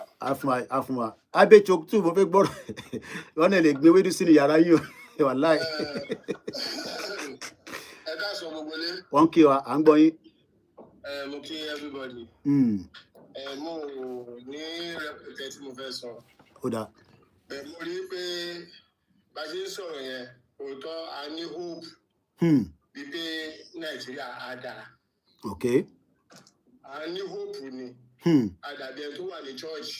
Okay. Tí à ń pray. Okay. Blindly. Okay.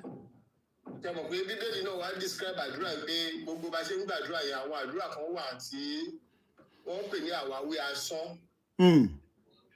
Ó ní ká má ṣe wí àwáwí asán ká kàn dédé máa jókòó. Olúwa bùkún mi á dẹ̀ máa sọ tẹ́ bá calculate iye tó pé kọ́ lọ ń bùkún nínú ṣọ́ọ̀ṣì yẹn á máa lọ bí 1 million times. Okay.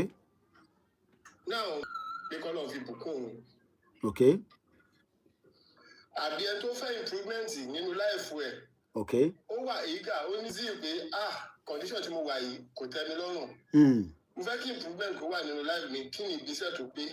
Okay. Now mo wá relate ẹ̀. Mo rí i pé a fẹ́ kí ìlú wa dà. Okay. Kí ni ìgbésẹ̀ tá à ń gbé? Kí ni steps? Ìyẹn. Okay. Number 1, mo máa mention ọ̀rọ̀ bàbá Tinubu. Okay. Ọ̀rọ̀ tó fẹ́ sọ nípa bàbá ni wípé ká bá ń listen sí àwọn American news. Àwọn president wọn lọ́hùn. Wọ́n máa dúró láì gbé pépà dání, láì mú nǹkan kan dání in the time of emergency pé bóyá wọ́n need wọn. Okay. We want somebody to talk. Okay. President Ajayi Obama máa ń ṣe. Okay. Ajáde síta. Wọ́n lè gbé sínú live news. Okay. Òun pépà dání bó ṣe ọpọlọ pé òun bí sí ìyẹn ṣe wà nínú ọkọ̀ ẹ̀ pé kí ìlú yẹn ṣe dá àdírẹ́sì wa láti bá wa sọ̀rọ̀ Obama sọ nǹkan báyìí ló fi ṣe pé wọ́n ní bàbá sọ pé ẹ lọ kà nínú ìwé Punch kò sí nínú Guardian kò ní rí bẹ́ẹ̀ CNN á gbé everywhere á gbé bàbá Obama á dẹ̀ sọ̀rọ̀ bẹ́ẹ̀ náà ẹ wo ní UK náà the same thing wọ́n á jáde síta wọ́n á àdírẹ́sì wa náà gbogbo bẹ́ẹ̀ ṣe jókòó tẹ̀ ń discuss nípa ọ̀rọ̀ Nàìjíríà mo rí wípé láti ìgbà tí mo ti máa ń lísìn sáwọn people àwọn èèyàn tó máa ń sọ̀rọ̀ nípa pé kó lè dá kan tó ní ibi báyìí lóhun represent o or senator kó jáde ibi báyìí lóhun represent o iṣẹ́ báyìí lóhun ti ṣe o nǹkan báyìí lóhun ṣe wọn ò lè mú sí i tó bá ṣàlàyé fún gbogbo èèyàn pé nǹkan báyìí ni nǹkan tá à ń retí nǹkan báyìí ni dáadáa tó ń ṣe nǹkan báyìí ìjà báyìí lóhun jà ṣé wọ́n mú yàn sí ni ṣé wọ́n arrest èèyàn sí ni ṣé wọ́n ń pààyàn sí ni bẹ̀rẹ̀ wá táà kì í ṣe sínétọ̀ táà gbowó oṣù táà ní nǹkan kan ṣe pẹ̀lú wọn tó fún wa lówó ọ́fíìsì àwa jókòó sí bíbáyìí àwa bẹ̀ sí ní sọ́ọ̀bù pírọ́blẹ́mù Nàìjíríà. Now nílùú òyìnbó ibi tó bá jókòó sí tó bá lo wákàtí kan tó ń dískọ́sì nípa nǹkan kan wọ́n gbowó. Gbogbo ibi tí mistake wà nínú ọ̀rọ̀ Nàìjíríà á yà síbẹ̀ á lọ síbẹ̀ rárá babago lọ bẹ̀ rárá. Tàbí ò lè àdírẹ́sì wa freely wọ́n wá wọ agbádá in terms of emergency wọ́n wọ agbádá wá dé fìlà wọ́n ní tìpa aṣọ owó iyebíye bàtà owó iyebíye ṣé mọ̀ tí èèyàn bá ń ṣọ̀fọ̀ aṣọ dúdú ló máa ń wọ̀ ẹlòmíì àwọn rag just to show wípé òun sóbà pẹ̀lú nǹkan tó ń ṣẹlẹ̀ yìí. Wọ́n pa àwọn èèyàn wa àwọn àgbẹ̀ wọn ò lè lọ sóko and that is our source káfí rí tòmátò jẹ káfí rí rodo gbogbo àwọn nǹkan kan ẹja gbogbo ẹ̀ wọn ò lè lọ láti lọ fẹ́ẹ̀sì àwọn kìnnìún. Kéékù tọrọ la ti fẹ́ lọ máa gbẹ́ja wá Amẹ́ríkà la ti fẹ́ lọ máa mú tòmátò wá so all these things ìgbà tó dẹ̀ ti ń ṣẹlẹ̀ àwa ń gbọ́ wọ́n kó àwọn ọmọ bíi 200 wọ́n kó wọn gbó mo tiẹ̀ wá wọnú yàrá mi mo wá wòkè mo wọlé ẹjọ́ 200 èèyàn mo wá wò pé ṣé tí bá tiẹ̀ kó gáàjì tèmi náà jọ tí bá mo fẹ́ kó 200 èèyàn báwo bá fẹ́ rí ni mo fẹ́ lò ní tó àfi ní rí mi wọ́n dẹ̀ kó àwọn èèyàn kúrò nílùú wọ́n kó wọn kó skul a dẹ̀ lọ́lọ́pàá tá à ń sanwó fún a ní sójà nílùú. Ok, ẹ jẹ́ kí n kọ́tìn níbẹ̀ yẹn brother mi ẹ jẹ́ kí n sáré kọ́tìn ẹ jẹ́ n kọ́tìn díẹ̀. Báwo ni wọ́n ṣe kó àwọn èèyàn ǹjẹ́ àkọ́kọ́ find out pé báwo lọ ṣe kó àwọn èèyàn jáde which is the question tẹ́ ń béèrè ṣe mọ̀ pé that is part of a 50 years infrastructure deficit and I'll give an example because when people are asking báwo ló ṣe lè ríyàn 200 kó jáde níbì kan I don't know how long that from what you're saying I know you are not in Nigeria I'm very sure that I am sure we can assess based on because understanding you high gone and you okay I can tell am I worried I can tell because I can see that standard it's either as put about fair more based on their analysis but any sure ẹ jẹ́ kí n sáré down alone ǹjẹ́ mọ̀ pé ibi tẹ́ ń sọ àwọn area tá ń sọ yìí ǹjẹ́ mọ̀ pé is as undeveloped for like 50 years but àwọn èèyàn kàn ṣe manage láti wà ní àwọn agbègbè yẹn bí 50 people 1,000 people so when you are saying that báwo ló ṣe kóyàn 200 kò sí ọlọ́pàá station kankan ní police station kankan kò sí good roads kò sí communication system Dr. Kemi Olúlóyè ló jẹ́ kí n mọ̀ pé in a country like Nigeria news tá ń gbà is a delay news so by the time tó fi kọ́ àwọn èèyàn yẹn is like almost 48 hours after la ṣe ń gbọ́ because àwọn tẹ́ ń sọ ìwọ̀n ní phone kò sí communication line níbẹ̀ so ó kàn máa filter díẹ̀díẹ̀ until tàbá wá gbé àwọn èèyàn dìde tó máa rìnrìn bíi 3 hours wọnú area yẹn and this is not a Tinubu's problem in terms of a deficit of infrastructure system after tàbá parọ́ fúnra wa I am not here to defend the government but if I'll give an example. My older sister went to Federal Government Girls College, Ògbómọ̀ṣọ́. Nígbà táwọn ìyá wa rìnrìn ìjọ náà lọ́hùn yẹn, fáfọn tó máa lọ every weekend. Mo rò pé family kan wà tó máa ná ọmọ ní that same axis yẹn tó lè rìnrìn àjò yẹn because àwọn ọ̀nà yẹn ti bad ju nígbà tí mò ń sọ yẹn lọ. I left school in 1995. My older sister must have left, I think, in about 1994 or thereabout. So à ń sọ̀rọ̀ títì tí wọ́n ṣe láti 1995. So it will be very easy for this criminal. But question ni pé kí ni reason tẹ́lẹ̀ fún mi ní reason táwọn Fúlàní fi ń jí wa gbé táwọn èèyàn wọn fi lè lọ sí inú farm. Then in terms of President Tinubu address kò address, iṣẹ́ wo ni governor gbà nínú state ẹ̀ láti fi make sure pé the little resources tó ní wọ́n lè lò fún àwọn community tó fi ń wọlé tó fi ń já àwọn èèyàn gbé. Mo fẹ́ kẹ́ bá mi answer ìbéèrè méjì yẹn. Yẹ mo ń gbọ́ Mr. Shayi Odunuga. Sherry, the money farm Nijebu. Okay. I'm still doing it up to now. Okay. Me, travel to Nijebu. I can't sleep in my village. Okay. Because of security issues. Okay. Yes, I'm doing my farm. Okay. Lè kúrò ní Nàìjíríà tó sí kankan but any farm but lè sùn Ìjẹ̀bú overnight àfi tí ẹ bá ti pẹ́ lẹ máa lọ sùn hotel. Ṣé inú farm yẹn ṣé kò safe ni lẹ ṣe lè sùn sí axis yẹn?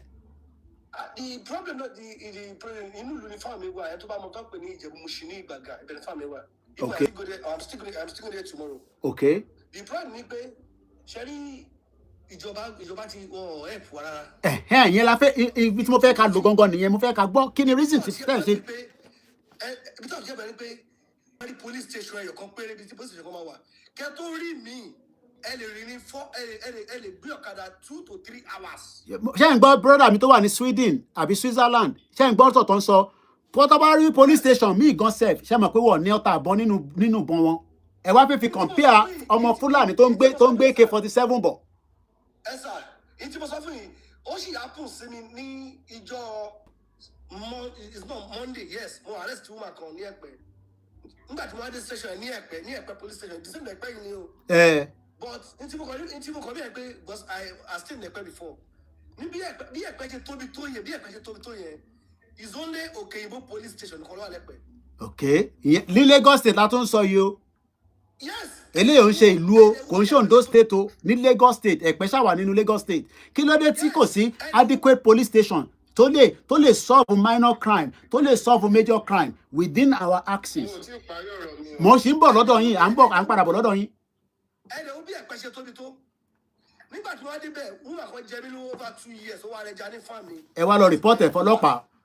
Mo wá lọ report ẹ̀ nígbà ẹ̀bùn wípé I use over 2 hours kí ẹ tó rí ẹ tó fẹ́ gba statement lọ́wọ́ mi. Okay. Ọlọ́pàá tó wà ní station ojú méjì péré lọ. Okay. Ó ṣe wàá mú fóònù ó ṣe wàá pé hello people dey here na come now. Ó jẹ́ ń pè ẹ̀wọ̀n. Ṣé ọlọ́pàá ti lọ mú pepper soup ní àbí wọ̀ sí ní duty? Má ṣe o. Ó dà ẹ jẹ́ ká pause there.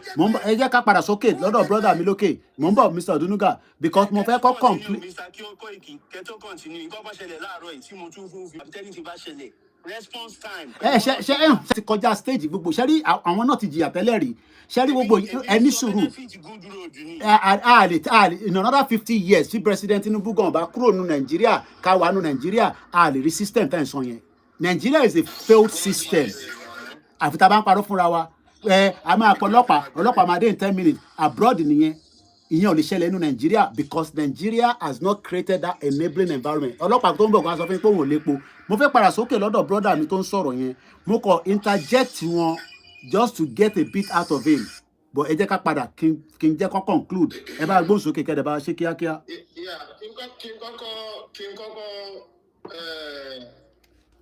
ṣàlàyé fún ẹni tí ó kọ wípé bóyá bàbá Tinubu ò gbọ́dọ̀ wọṣọ mọ́. Mo sọ pé bàbá ò gbọ́dọ̀ wọṣọ. Mo kàn fi bíi pé mo kàn lò gẹ́gẹ́ bí. Àpèjúwe ọ̀rọ̀ ni ẹ má worry nípa comment ẹ̀yẹn focus ní tẹ̀sán ẹ má ka comment ẹ̀yẹn má sọ̀rọ̀ lọ. So nǹkan tí mo fẹ́ ṣàlàyé tí mo ń ṣàlàyé sọ ni pé ká bá ní ìjọba pé òkè o ìjọba warawa rèé wọ́n ti ń ṣe wọn ṣe dáadáa ká jẹ́ ní bìlífì pé bàbá ìyá ṣe tó bá débẹ̀ expectation rate mi yìí ó high ju àwọn nǹkan tèmi rí yìí lọ. Ok, ẹ ṣe gan ni gifters. Tẹ́sán lẹ́kọ̀ọ́ wípé school mi lè wà police station lè má sí níbẹ̀. Àwọn tó bá wà níbẹ̀ ó lè má sí ọ̀tá. Àwọn tó wà ní house wa gbogbo nǹkan báyìí because nation ni àwọn schools tí wọ́n dálẹ̀ wọn sí ní another country Nigeria ni wọ́n wà. Okay. ìgbà tó dẹ̀ ti wà ní Nigeria yẹn provision being a citizen of Nigeria provision gbọ́dọ̀ yẹ kó wà fún wọn kò sí bíbí kan ṣe wà hidden tó ní America ni o ní Sweden ni o ní anywhere ní Norway kò sí bó ṣe lè wà remote tó provision máa wà fún everybody and it should be equally. Okay. So pé police station ò sí wọ́n àṣọ jẹ́ pé school ti wà ń bẹ̀ yẹn protection gbọ́dọ̀ wà fún àwọn ọmọ àti teachers tó wà níbẹ̀ yẹn because ìjọba ló ní school yẹn kì í ṣe àdáni. Okay. wọ́n sọ bá ti lè sọ pé wọ́n approve school ó yẹ kí protection wà fún wọn. a dẹ̀ ní population a ní àwọn èèyàn a ní graduates tó yẹ kó lè lò láti jẹ́ pé bóyá quick training ni o bóyá kankan òyìn ó dúró sẹ́gbẹ̀ẹ́ kan ṣẹ́rí èmi ò ní fẹ́ di gọ́ọ̀mẹ̀ntì tó gbé bóyá. Okay, now ẹ jẹ́ ká padà sí statement ẹ̀sán yẹn. This is where we call about ẹ̀mọ̀pá federal state. State now ló wà in charge of sector tẹ́ ń sọ yìí. Mr. Koiki. Yes. Mr. Koiki, ṣe tí Nàìjíríà máa fẹ́ dash ẹjẹ́ ìsọ̀kan tó máa kọ́ ṣe fún iṣẹ́ tó fi ń sẹ́ máa bìrìsà. Anybody tó bá lọ fún any post ní Nàìjíríà yìí ó yẹ kọ́ ìbùsọ̀ pé àdúgbò tó bá ti jáde yẹn gangan ló máa gbé bẹ̀. Wọ́n ò ní gbé níbẹ̀ because kò sí security níbẹ̀ fẹ́ gbogbo. The reason is that tí wọ́n fún rẹ bá ń gbé ládùúgbò ẹ̀ tó ń gbé ládùúgbò ẹ̀ tó bá ṣe dáadáa wàá rí. Okay. Tó bá ṣe dáadáa wàá rí. Níjọ́ tẹ́lẹ̀ mi bá ti wọlé House of Assembly báyìí tó bá ti wọlé. Banana Island ló máa gbé àti Lekki bẹ́ẹ̀ ni kò ní gbé ní ẹni tó nílé tó represent Ondo State gan Èkó ló fẹ́ gbé. Mo fẹ́ ẹni sùúrù ṣe rí iṣẹ́. ìṣẹ́jú mẹ́ta lẹ fẹ́ fún mi kẹjẹ́ kí n lo ìṣẹ́jú mẹ́ta yẹn sódà kí mi lè rest kẹ́lómi. ẹ má ti lọ and deliberate ni mo fẹ́ respond padà sí the state. Let's go back to Oyo State as an example. Nígbà tó kọ́ àwọn ọmọ yẹn the response team ó gbọ́dọ̀ wá láti state support máa wá láti federal ni. Tí state bá ti fail in their response then it might as well be like federal not ti fail because allocation wá sí state wa then gbogbo wa náà àtèmi náà àtẹ̀yìn iṣẹ́ wo làwa gan ṣe láti fi make sure pé à ń sọ fún àwọn èèyàn wa pé state gangan ni ẹ gbọ́dọ̀ dìmú dáadáa àwọn tó ń represent yín ẹlòmíì ọmọ ẹni tó ń represent ẹ̀ whether àwọn máa listen sí yín wọ̀ listen sí yín ẹlòmíì ọmọ wọ́n kọ̀ máa ní Tinubu òṣìṣẹ́ but wọ́n ọmọ ẹni tó wà ní state ẹlòmíì ọmọ speaker state wọn budget wà fún tẹ́ ń sọ ìlóòótọ́ ó yẹ kí wọ́n budget fún ọlọ́pàá healthcare primary general hospital ní each state ní kó gbọ́dọ̀ free but ó gbọ́dọ̀ free to some extent so the whole system is a failed system ní ẹlá ṣe ní Nigeria is a failed system ó ti fail tipẹ́ àní tó bá dẹ̀ fail tipẹ́ ó máa take some time kó tó build up but kò lè build up on another lies because gbogbo ohun tí Nigeria dúró lé lórí irọ́ ló pọ̀ jù nínú ẹ̀ so n tó fẹ́ ṣe ni pé President Tinubu nísì tó ń try láti fẹ́ a lè sọ pé fẹ́ dissolve some few things lókè tó máa fi wá sísàlẹ̀. Number one ni n tó ń pè ní resources wa a gbọ́dọ̀ lè ní access sí resources tó wà nínú Ọ̀yọ́ state nínú Ògùn state kí federal náà dẹ̀ gba díẹ̀ ń bẹ̀ bọ̀ kọ́ dẹ̀ monitor àwọn tó máa lo owó yẹn a fẹ́ kí gómìnà kankan kówó jẹ tó máa di pé gbogbo owó tó rí nínú resources ó tọ́jú ẹ̀ pamọ́ sí Switzerland ó tọ́jú ẹ̀ sí America ó tọ́jú ẹ̀ sí UK ó yẹ kó lò padà sísàlẹ̀ ni ẹ bá mi conclude brother mi lókè bàbá wa Abe à ń gbọ́ sà. ṣe rí tábàdìkà máa gbé lọ mú condemn personality Baba Tinubu. I'm not condemning anybody's personality. There was still anybody's image.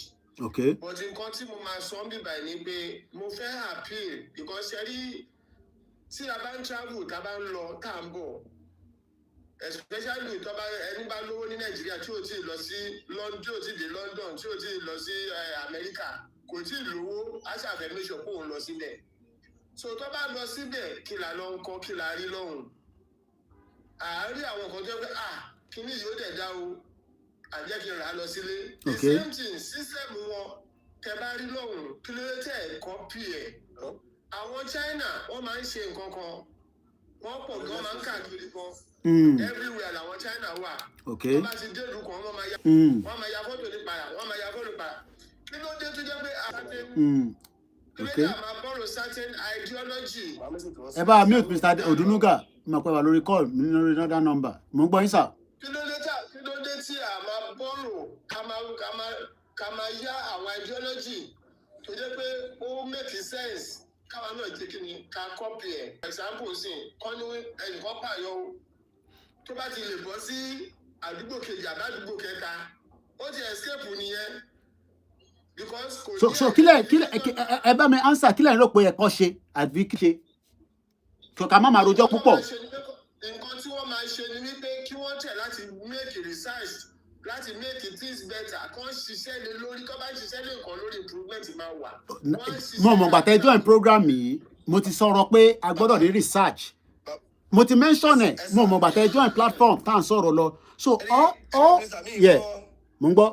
mi mọ yes they travel ṣẹ́rí problem ti Nàìjíríà ni ẹ tó wà ní Nàìjíríà ni mo fẹ́ sọ ẹ tó wà ní Nàìjíríà yìí látijọ́ tí ìṣìfòlóyè Sunday Igboho ti jáde sìn fún security yẹn ẹ bá wò ó sìn ó dẹ̀ yíyá pé kọ́ tọ́nà lẹ̀ kọ́ dẹ̀ paná ẹ̀ lẹ́ẹ̀kan náà ẹni tí kidnapper àyíyá pé wọ́n tọ́ tẹ́ wọ́n dẹ̀ pa nílẹ̀ Yorùbá yes everything silent ní everything ní gbogbo tí a bá gbọ́ pé wọ́n ti bí ọmọ yìí ń jẹ́ gbó wọ́n gbé kan jẹ́ gbó nísìnyí everything dey silent.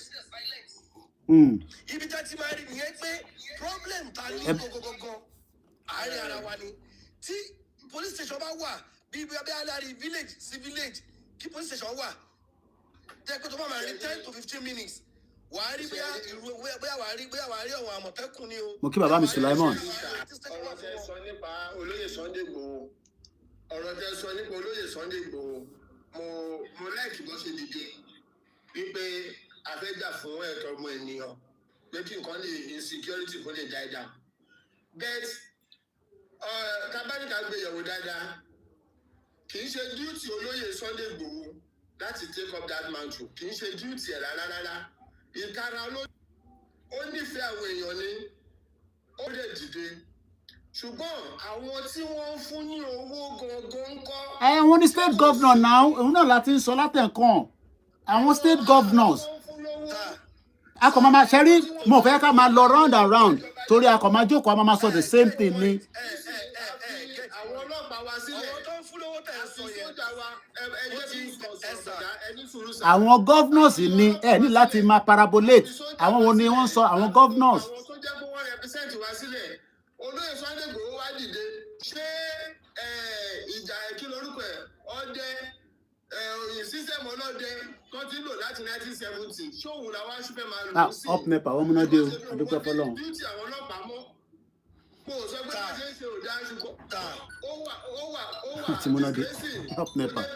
ká máa sọ pé olóyè Sunday Igboho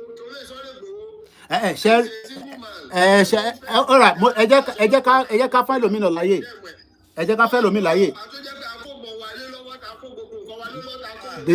ẹni sùúrù no Mr. Odunuga ẹni sùúrù the same thing náà ni gbogbo àjọ ń sọ mo fẹ́ ká kọ̀ máa torí we have a lot of learned people ẹlòmíì quiet tó kọ̀ ra ń gbọ́ kó má dàbí pé akọ̀wá ń kàn takora wa in tí brother mi sọ lókè tó wà labroad the same thing náà ni ẹni tó wà nísàlẹ̀ ń sọ ibo ni àwọn governors ń kówó sí báwo la ṣe ń cross check budget wọn ẹlòmíì ò tẹ̀ mọ̀ budget tó ń jáde ní state ẹ mọ̀ budget tó ń jáde ní Lagos state à ń rí result ẹ̀ tó bá pọ̀ àfi tá bá ń parọ́ budget tó ń jáde lógùn state ṣé à ń rí gbogbo result ẹ̀ ṣé wọ́n ń lo gbogbo fund tó ń jáde yẹn because every year ló ń ka budget ní House of Assembly so our state gangan nísìn ni gbogbo wa máa tákù why tá bá ń tákù President Tinubu lókè fún nǹkan tá a fẹ́ ṣe rí gbogbo state wa yẹn èmi máa tákù tèmi ní Ogun state ẹ̀yin náà lọ tákù tiyín because mo lè bá yín tákù tọ̀dọ̀ tiyín l'Ondo state a kò máa kọjá generalize ẹ̀ ni so that mo expect that whoever will be the next governor of Ogun state kó ṣe the needful kó lo budget níbi tó yẹ kó lọ sí allocation tó ń bọ̀ láti federal executive kó channel ẹ̀ kò sọgbọ́n ẹ̀ wọ́n máa jí owó wọ́n máa corruption látàyébáyé nìyẹn nílùú òyìnbó wọ́n ń jalè ju kí ló dálẹ̀ lọ ọtútù múnà yìí lọ wàhálà. So what we are saying is that for years ṣẹ́rí Mr. mo fẹ́ wo orúkọ yín again tí ẹ wà ní òkè lọ́hùn Mr. Choko too yẹn. Everybody knows that the Nigerian problem has been a 50 years problem from the northern part of Nigeria. Ni mo ṣe sọ nínú program mi kan tí mo ṣe pé láyé àti láyé àgbọ̀dọ̀ jẹ́ ká gbára dọ́dọ̀ wọn mọ́. President Tinubu ò ní síbẹ̀ mọ́ ni o. Ó máa wà ń bẹ̀ ni o. Power must never return to the north. Because àwọn other problems wa lọ́rùn báyìí. Ẹ má bínú mo máa jẹ́ kẹ́lòmí sọ̀rọ̀ ṣùgbọ́n finally mo kàn fẹ́ mẹ́nu bà system of our political parties and election of candidates. Yes. Number one, gbogbo ilé tí wọ́n ń ṣe ní Nàìjíríà nípa election and electoral policy nǹkan kan. Yeah. Gbogbo ilé tá à ń ṣe irọ́ láti pa tọ́ra wa jẹ. Okay. Àìrọ̀ gidi. System of election olú yẹ ká máa lò ní 200 years ago. Data kí lórúkọ ẹ̀ la wà ń sìn digital age la wà. Okay. Digital age òun la wà lọ́wọ́lọ́wọ́ tá a wà yìí. Gbogbo yẹn náà is because it's a failed system. When we, brother me, when we have a failed system, yeah. Alright, ẹni sùúrù, ṣẹ́rí brother mi, ṣẹ́rí mi náà ti ronú bẹ́ẹ̀ bẹ́ẹ̀ ṣe ń ronú yìí, ìyẹn mo ṣe tètè mọ̀ pé abroad lẹ wà. Ṣèbí mi náà ń vote ní UK, mo ṣe vote tán ni. A lè wà ní system yẹn. Ẹni sùúrù tí mo sọ ni pé a lè wà ní system yẹn ní Nigeria in another 50 years the way Nigeria is right now. Ó dà mo ti gbọ́. Ẹ bá mute. Mr. Smith, ẹ bá mi gbóhùn sókè. Because Nigeria is not going to move forward. Ẹ̀yà oríṣiríṣi ló wà níbẹ̀. It's a failed system. Ẹ dẹ̀ ń bèrè pé kí ló dé? Ṣẹ̀ṣẹ̀ kúrò Nigeria ni. People will just come on the platform. Èmi náà ti ronú bẹ́ẹ̀ yẹn tẹ́lẹ̀. I expect pé kí Nigeria dàbí UK. Báwo ló ṣe fẹ́ dàbí UK? UK tẹ́ pé wọ́n yàgbẹ́ níta tẹ́lẹ̀ ni, wọ́n wẹ̀ níta tẹ́lẹ̀ ni. Nigeria cannot move forward because àwọn òkè ọya wọ́n fẹ́ system tó ń ṣiṣẹ́ olè ní wọ́n lórí burúkú ni wọ́n they are born bastard. Power dẹ̀ gbọ́dọ̀ dọ́wọ́ wọn mọ́ láyé. Bẹ́ẹ̀ President Tinubu wà bẹ́ẹ̀ kò sí bẹ́ẹ̀ mọ́ agbára gbọ́dọ̀ lọ sí north mọ́. Ẹ wá síbi ẹ̀ ń sọ̀rọ̀ one vote ni ìyẹn là ń sọ ni. Nigeria is still running a very very poor analog system. Ẹ ń sọ̀rọ̀ digital. Níjọ́ la fẹ́ rí digital o. Iná lọ́mú lọ nísìn ṣé tí bá tan laptop nísìn tí mò ń ṣe data analysis tí mò ń nóda gbogbo ọmọ ẹgbẹ́ ẹ̀rọ ẹkùn ẹ jẹ́ ká bá yín kó sórí kọ̀ǹpútà wọ́n ti múná lọ nísìn ṣèbí torí pé mo cháàjì fún àwọn fóònù ó ti ń lọ́lẹ̀ nísìn ẹlòmíì kò rí iná lò fún kan tó fẹ́ ṣe báwo ló ṣe fẹ́ ṣiṣẹ́ tí bá tan generator náà epo kọ́ ló máa lò ṣe jẹ́ ká wà factual.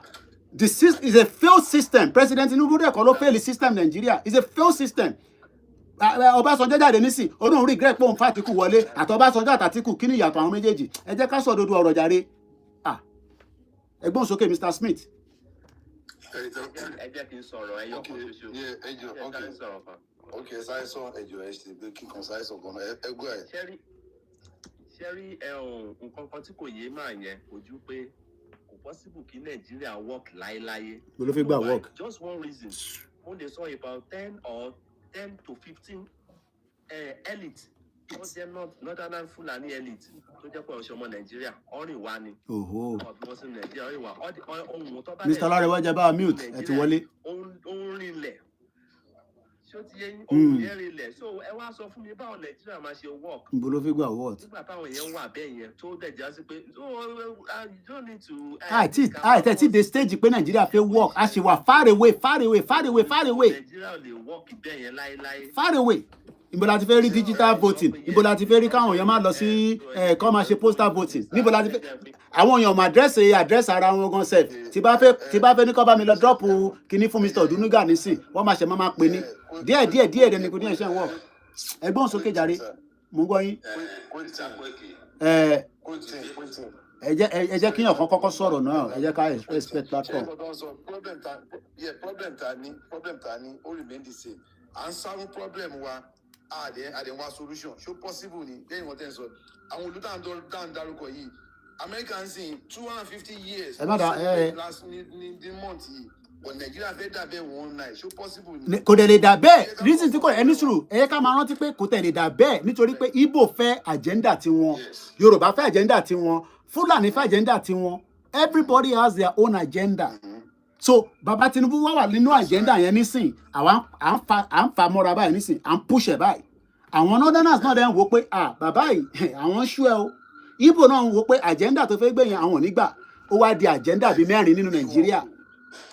inú wa oko so bẹ́ẹ̀ yẹn tó bá jẹ́ pé finally tó bá jẹ́ pé ẹni sùúrù Mr. Ask ẹ jẹ́ kí Mr. Smith sọ̀rọ̀ tán.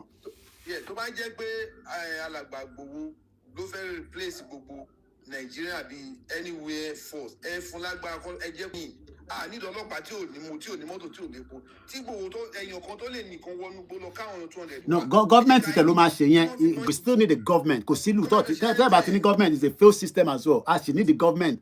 But what we are saying is that the government that run in Nigeria is not a perfect or a working government. It's a failed government. And it has been failed not yesterday. People must understand that. Ta ló fẹ́ expectation. Buhari ò fún wa expectation ni. Ìbọ̀lẹ̀ yìí wà nígbà tí Buhari tí tán wá sí London kó tó di pé campaign tó ń sọ pé kí gbogbo diaspora máa bọ̀ ń lé expectation wa high. Ó wọlé tán lórí burúkú lọ kó gba àwọn Fúlàní wá. President Tinubu dé expectation wa high. Wọ́n yọ subsidy kúrò. Wọ́n tún máa yọ subsidy NEPA nísìn ní next year. But what we are saying is that we are bá ṣe ń ronú short term, a gbọ́dọ̀ máa ronú long term. Gbogbo eléyìí tá a ṣe sọ nísìn short term ni. But the long term ẹ̀ gangan ni pé níbo nílẹ̀ Yorùbá máa jókòó sí nígbà tí President Tinubu náà bá dàgbà.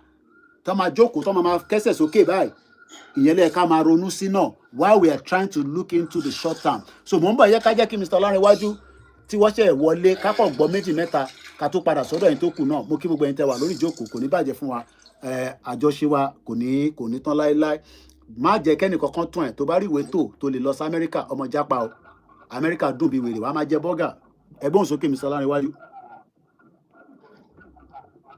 Ọ̀gá mi mo ní kí n dá sí ọ̀rọ̀ bẹ́ẹ̀ sọ ni. À ń gbọ́ yín sà. Ìdẹ̀ kú yín pé ẹ kú ìrìn àjò London sí Nàìjíríà. A dúpẹ́ f'Ọlọ́run. Mo kí ọpẹ́ ó pẹ́ kó tó wọlé. Ẹ̀ṣọ́ yín àti gbogbo mọ̀lẹ́bí nù. Pẹ̀lú ògo Ọlọ́run láṣẹ Èdùmàrè. Mo kàn ní kí yín ni ẹ máa bí. Ó dà ẹ ṣé gan ni thank you so much. Now mo fẹ́ padà sọ́dọ̀ Mr. Ask. Ẹ ti gbọ́ gbogbo ọ̀rọ̀ táwọn èèyàn ń sọ lọ́tún lósì. Ẹ ní sùúrù ẹ̀yin náà ni mo fẹ́ lẹ́ máa sọ̀rọ̀. Mo fẹ́ kẹ́kọ̀ọ́ bá mi yanjú àwọn ọ̀rọ̀ kéékèèké kan. We are not going to tackle anybody. Kódà mo fẹ́ káwọn èèyàn wá criticize Tinubu. Ó normal. Mo fẹ́ káwọn èèyàn wá bọ̀ ẹ̀ ní lórí platform tèmi kò possible. The problem of Nigeria ká generalize ẹ̀ wá sísàlẹ̀. Election tí ń bọ̀ nísìn. Peter Obi náà máa ṣe ọdún mẹ́rin. Láàárín ọdún mẹ́rin Nigeria máa dàbí Amẹ́ríkà. Kódà ó náà máa wọnú igbó tó bá jíyàn gbé. Bí àwọn máa wọnú gbogbogbò kankan ní o.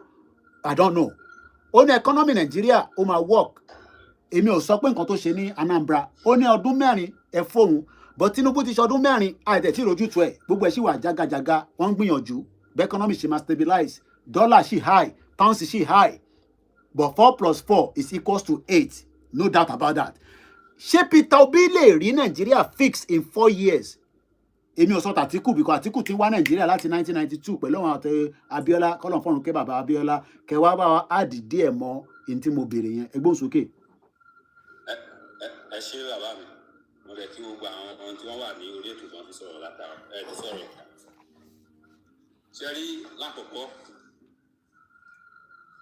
nípa question tí Peter Obi fẹ́ béèrè yẹn. Bẹ́ẹ̀ ni sà. Mo kí Princess Victoria. Mo gbádùn yín. Wọ́n lè rí nǹkan ṣe. Wọ́n bá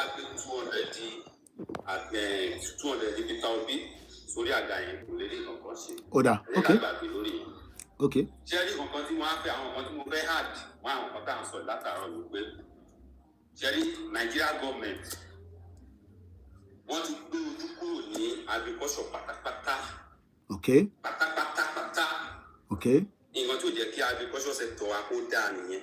Okay. Wọ́n ti ojú kúrò ń bẹ̀. Okay. Wọ́n ti believe pé kò sí agriculture mọ́ epo àtàwọn nǹkan míì. Everybody is oil and gas. Everybody ó fẹ́ jẹ oil and gas. Ṣé rí gbọ́? Okay. Ìgbà yẹn ni àwọn bàbá yẹn mọ ìwúlò nǹkan tí wọ́n pè ní àgbẹ̀. Mo kí ẹ̀gbọ́n yín tẹ́ wà lórí platform ẹ̀yin màmá àti bàbá ẹ ṣé gan ni ẹ kú àdúró tì. Okay. Láàárín káàkiri ìlú òyìnbó lè ní táà náà fi mọ̀ pé yes iṣẹ́ àgbẹ̀ nǹkan tó dáa ni. Ṣé o understand? Okay. Nígbà tí èmi àti ọ̀gá mi tó ní company tí mo ti ń ṣiṣẹ́ ní ìgbà yà ń sọ̀rọ̀ níjọ́ kan wọ́n á sọ wípé mo ní kòkó pọ̀ sí Nàìjíríà kòkó ṣe mo ní bàbá tó bí mi gan mo ní oko kòkó tó ní gan ní ilé kàtán ó ti ọwọ́ mórí ó ti ọwọ́ ẹ̀ mórí báyìí ó ní ó ní ṣé mo lè mú un lọ Nàìjíríà òun lọ máa ń tó bá kí ló dé máa mú ẹ lọ ṣùgbọ́n mi kò lè mú ẹ lọ sí Nàìjíríà báyìí kí n lọ fi ẹ́ sọ́wọ́ àwọn ajínigbé Fúlàní ajínigbé apààyàn àwọn agbésùmọ̀mí mo kí wọ́n yẹn tẹ́wà lórí Facebook TikTok ẹ ṣe gan nípa power tap.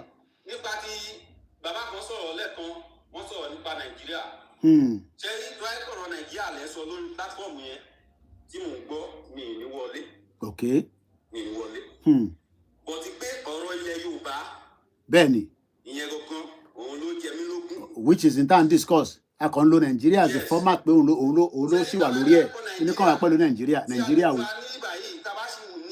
At least gẹ́gẹ́ bí ẹ ṣe máa ń sọ you are into your 50s. bẹ́ẹ̀ni. mo dẹ̀ mọ̀ pé ọ̀pọ̀lọpọ̀ ata lórí platform yìí ẹni tó máa ju 50 above 50. wọ́n pọ̀ rẹpẹtẹ gbogbo àwọn girama àwọn bàbá mi àwọn ẹ̀gbọ́n mi.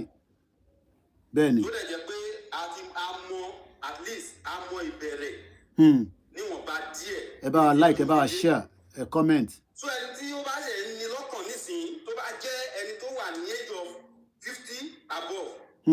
Àbí going to 50 tó bá ń sọ pé ẹja máa Nàìjíríà yẹn máa dá ó máa ṣe mi ò ṣe supporter Tinubu ṣe understand mi ò ṣe supporter Tinubu bí Tinubu ṣe wà ńbẹ̀ yẹn Tinubu ò lè fix Nàìjíríà. Another 10 years kò possible another 10 years ni mo sọ that means pé another kò possible.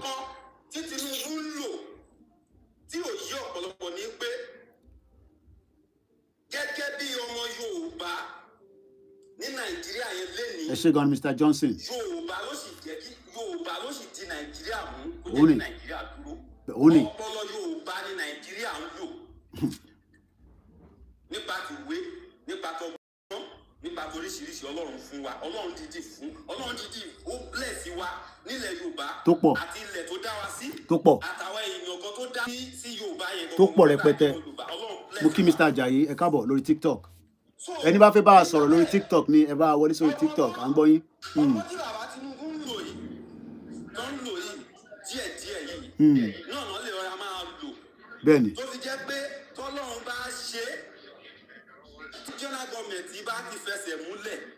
ẹ ṣé gan Mr. Olúwakẹ́mi. ó ṣe Nàìjíríà o yóò sọ̀rọ̀ Nàìjíríà o ẹ rí i pé ilẹ̀ Yorùbá máa dáa. bẹ́ẹ̀ni.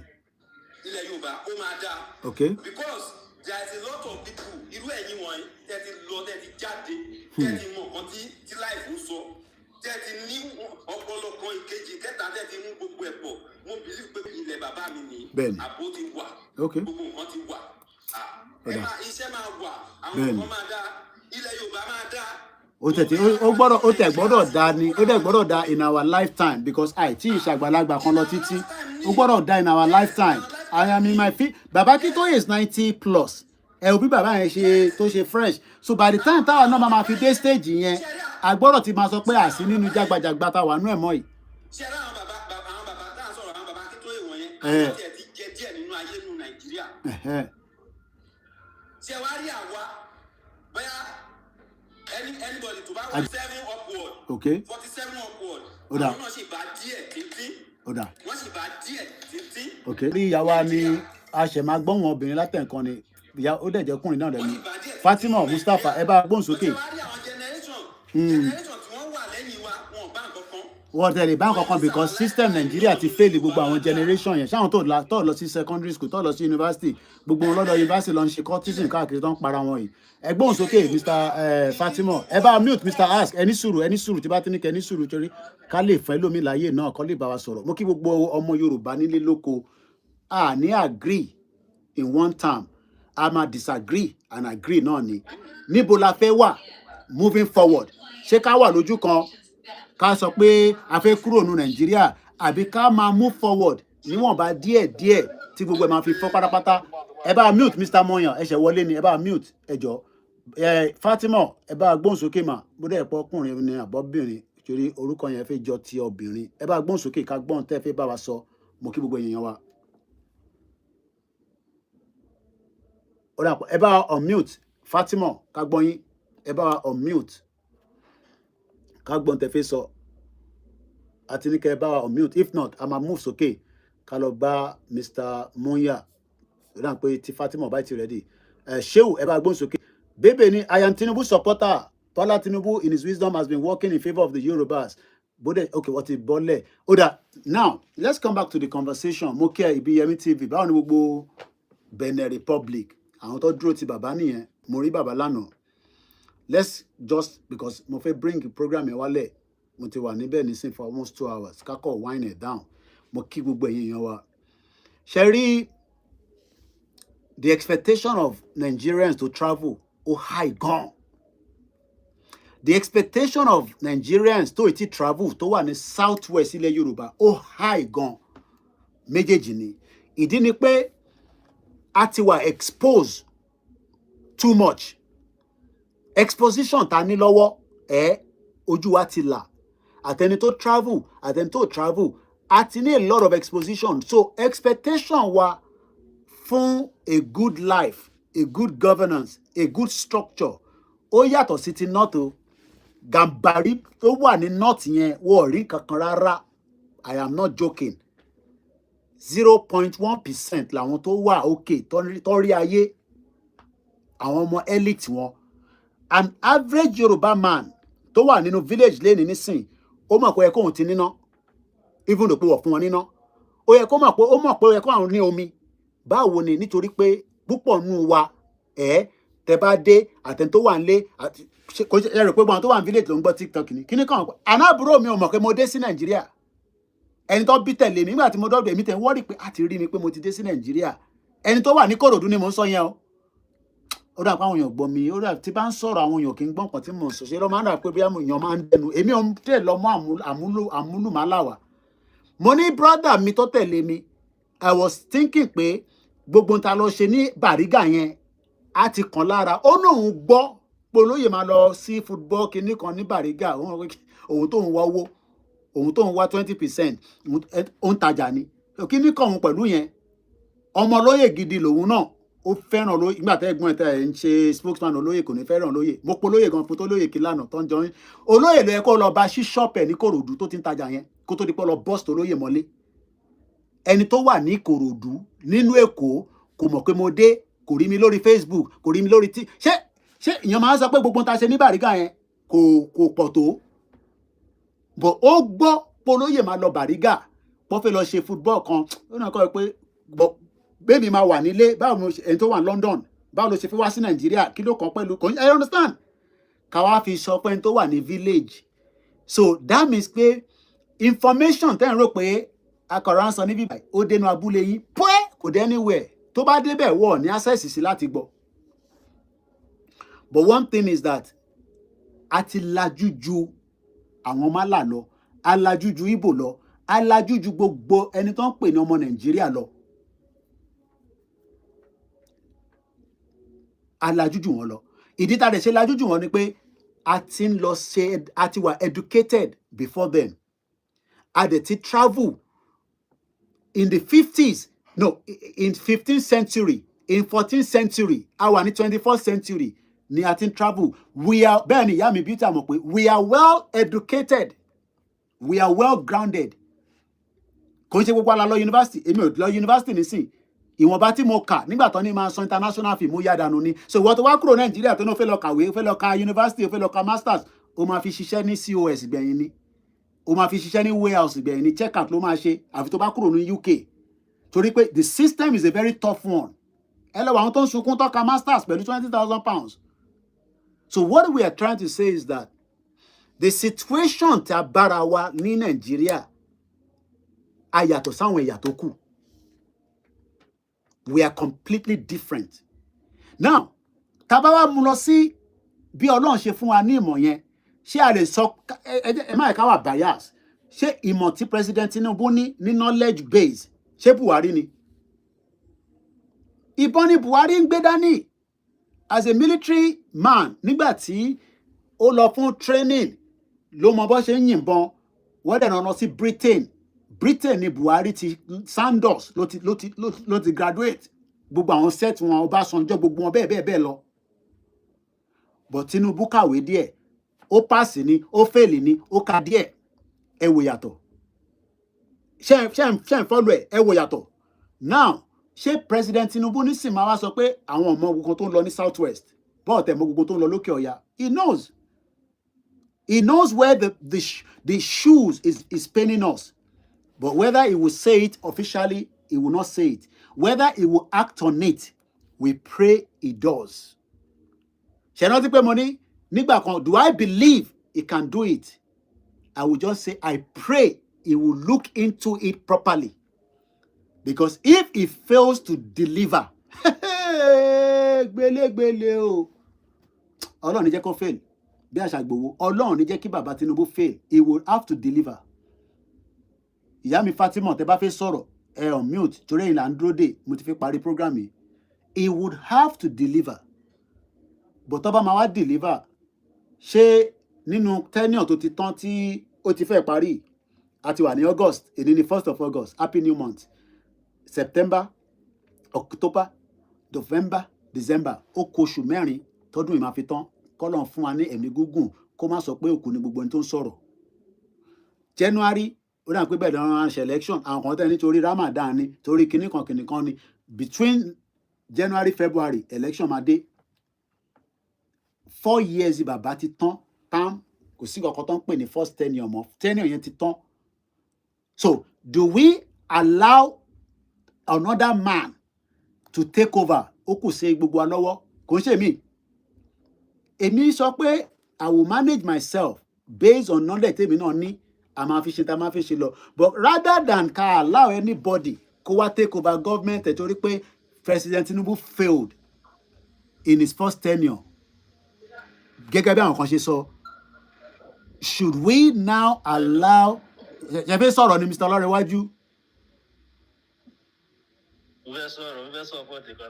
Mo ń gbọ́ yín. Hello. Ẹ̀mí àsọ̀rọ̀ lọ, mo ti dákẹ́, mo ń gbọ́ yín. Yorùbá máa dìbò, kí Ìgbò máa dìbò, káwúsá Fúlàní máa dìbò, aṣáájú máa continue. Okay. Ìgbìyànjú wọn kan náà kò sí nǹkan tó lè fi dàdúró. Ṣé Yorùbá dìbò fún 2027? Àbí ní 2023 wọ́n dìbò fún náà. Okay. Fún dẹ̀ ló wọlé. Save Humanity TV ní gbogbo France, mo káwọ́ sókè, ẹ kú iṣẹ́ takuntakun. Àwa tá à ń rí nǹkan chance bàbá ni olóyè ń lò nínú Nàìjíríà. Okay. Chance bàbá làwọn ọmọ tó kú yìí. Chance bàbá ni. Ká ní àsìkò tí Fúlàní wà ń bẹ̀ láwọn wọ́n yìí máa wà ń bẹ̀. Wá ṣe máa negotiate. So bàbá tẹ̀lé máa wọlé 2031. Sọ̀rọ̀ kò sọ téyìn wà ní láti campaign yẹn rárá. Bàbá náà ló wà ń bẹ̀ 2031. Ìyànjú wọn kò máa ṣe kiri. Ọmọ Igbo ni ìwọ tó ń sọ pé they play. Nísùrù Ọlọ́rẹ̀wájú jẹ́ ń dá lóhùn. Ó ní they play. Let him rig the first. Everywhere go first blow. Wo sójà máa gbé ẹ. Cantonment máa fi ẹ́ sí. Àwọn family ẹ̀ wá gbàgbé ẹ̀ síbẹ̀ pátápátá ọmọ àlè. Ó ní everywhere go first blow. Irọ́ lẹ pa. Bẹ́ẹ̀ bá dá sùúrùtù kan lẹ̀.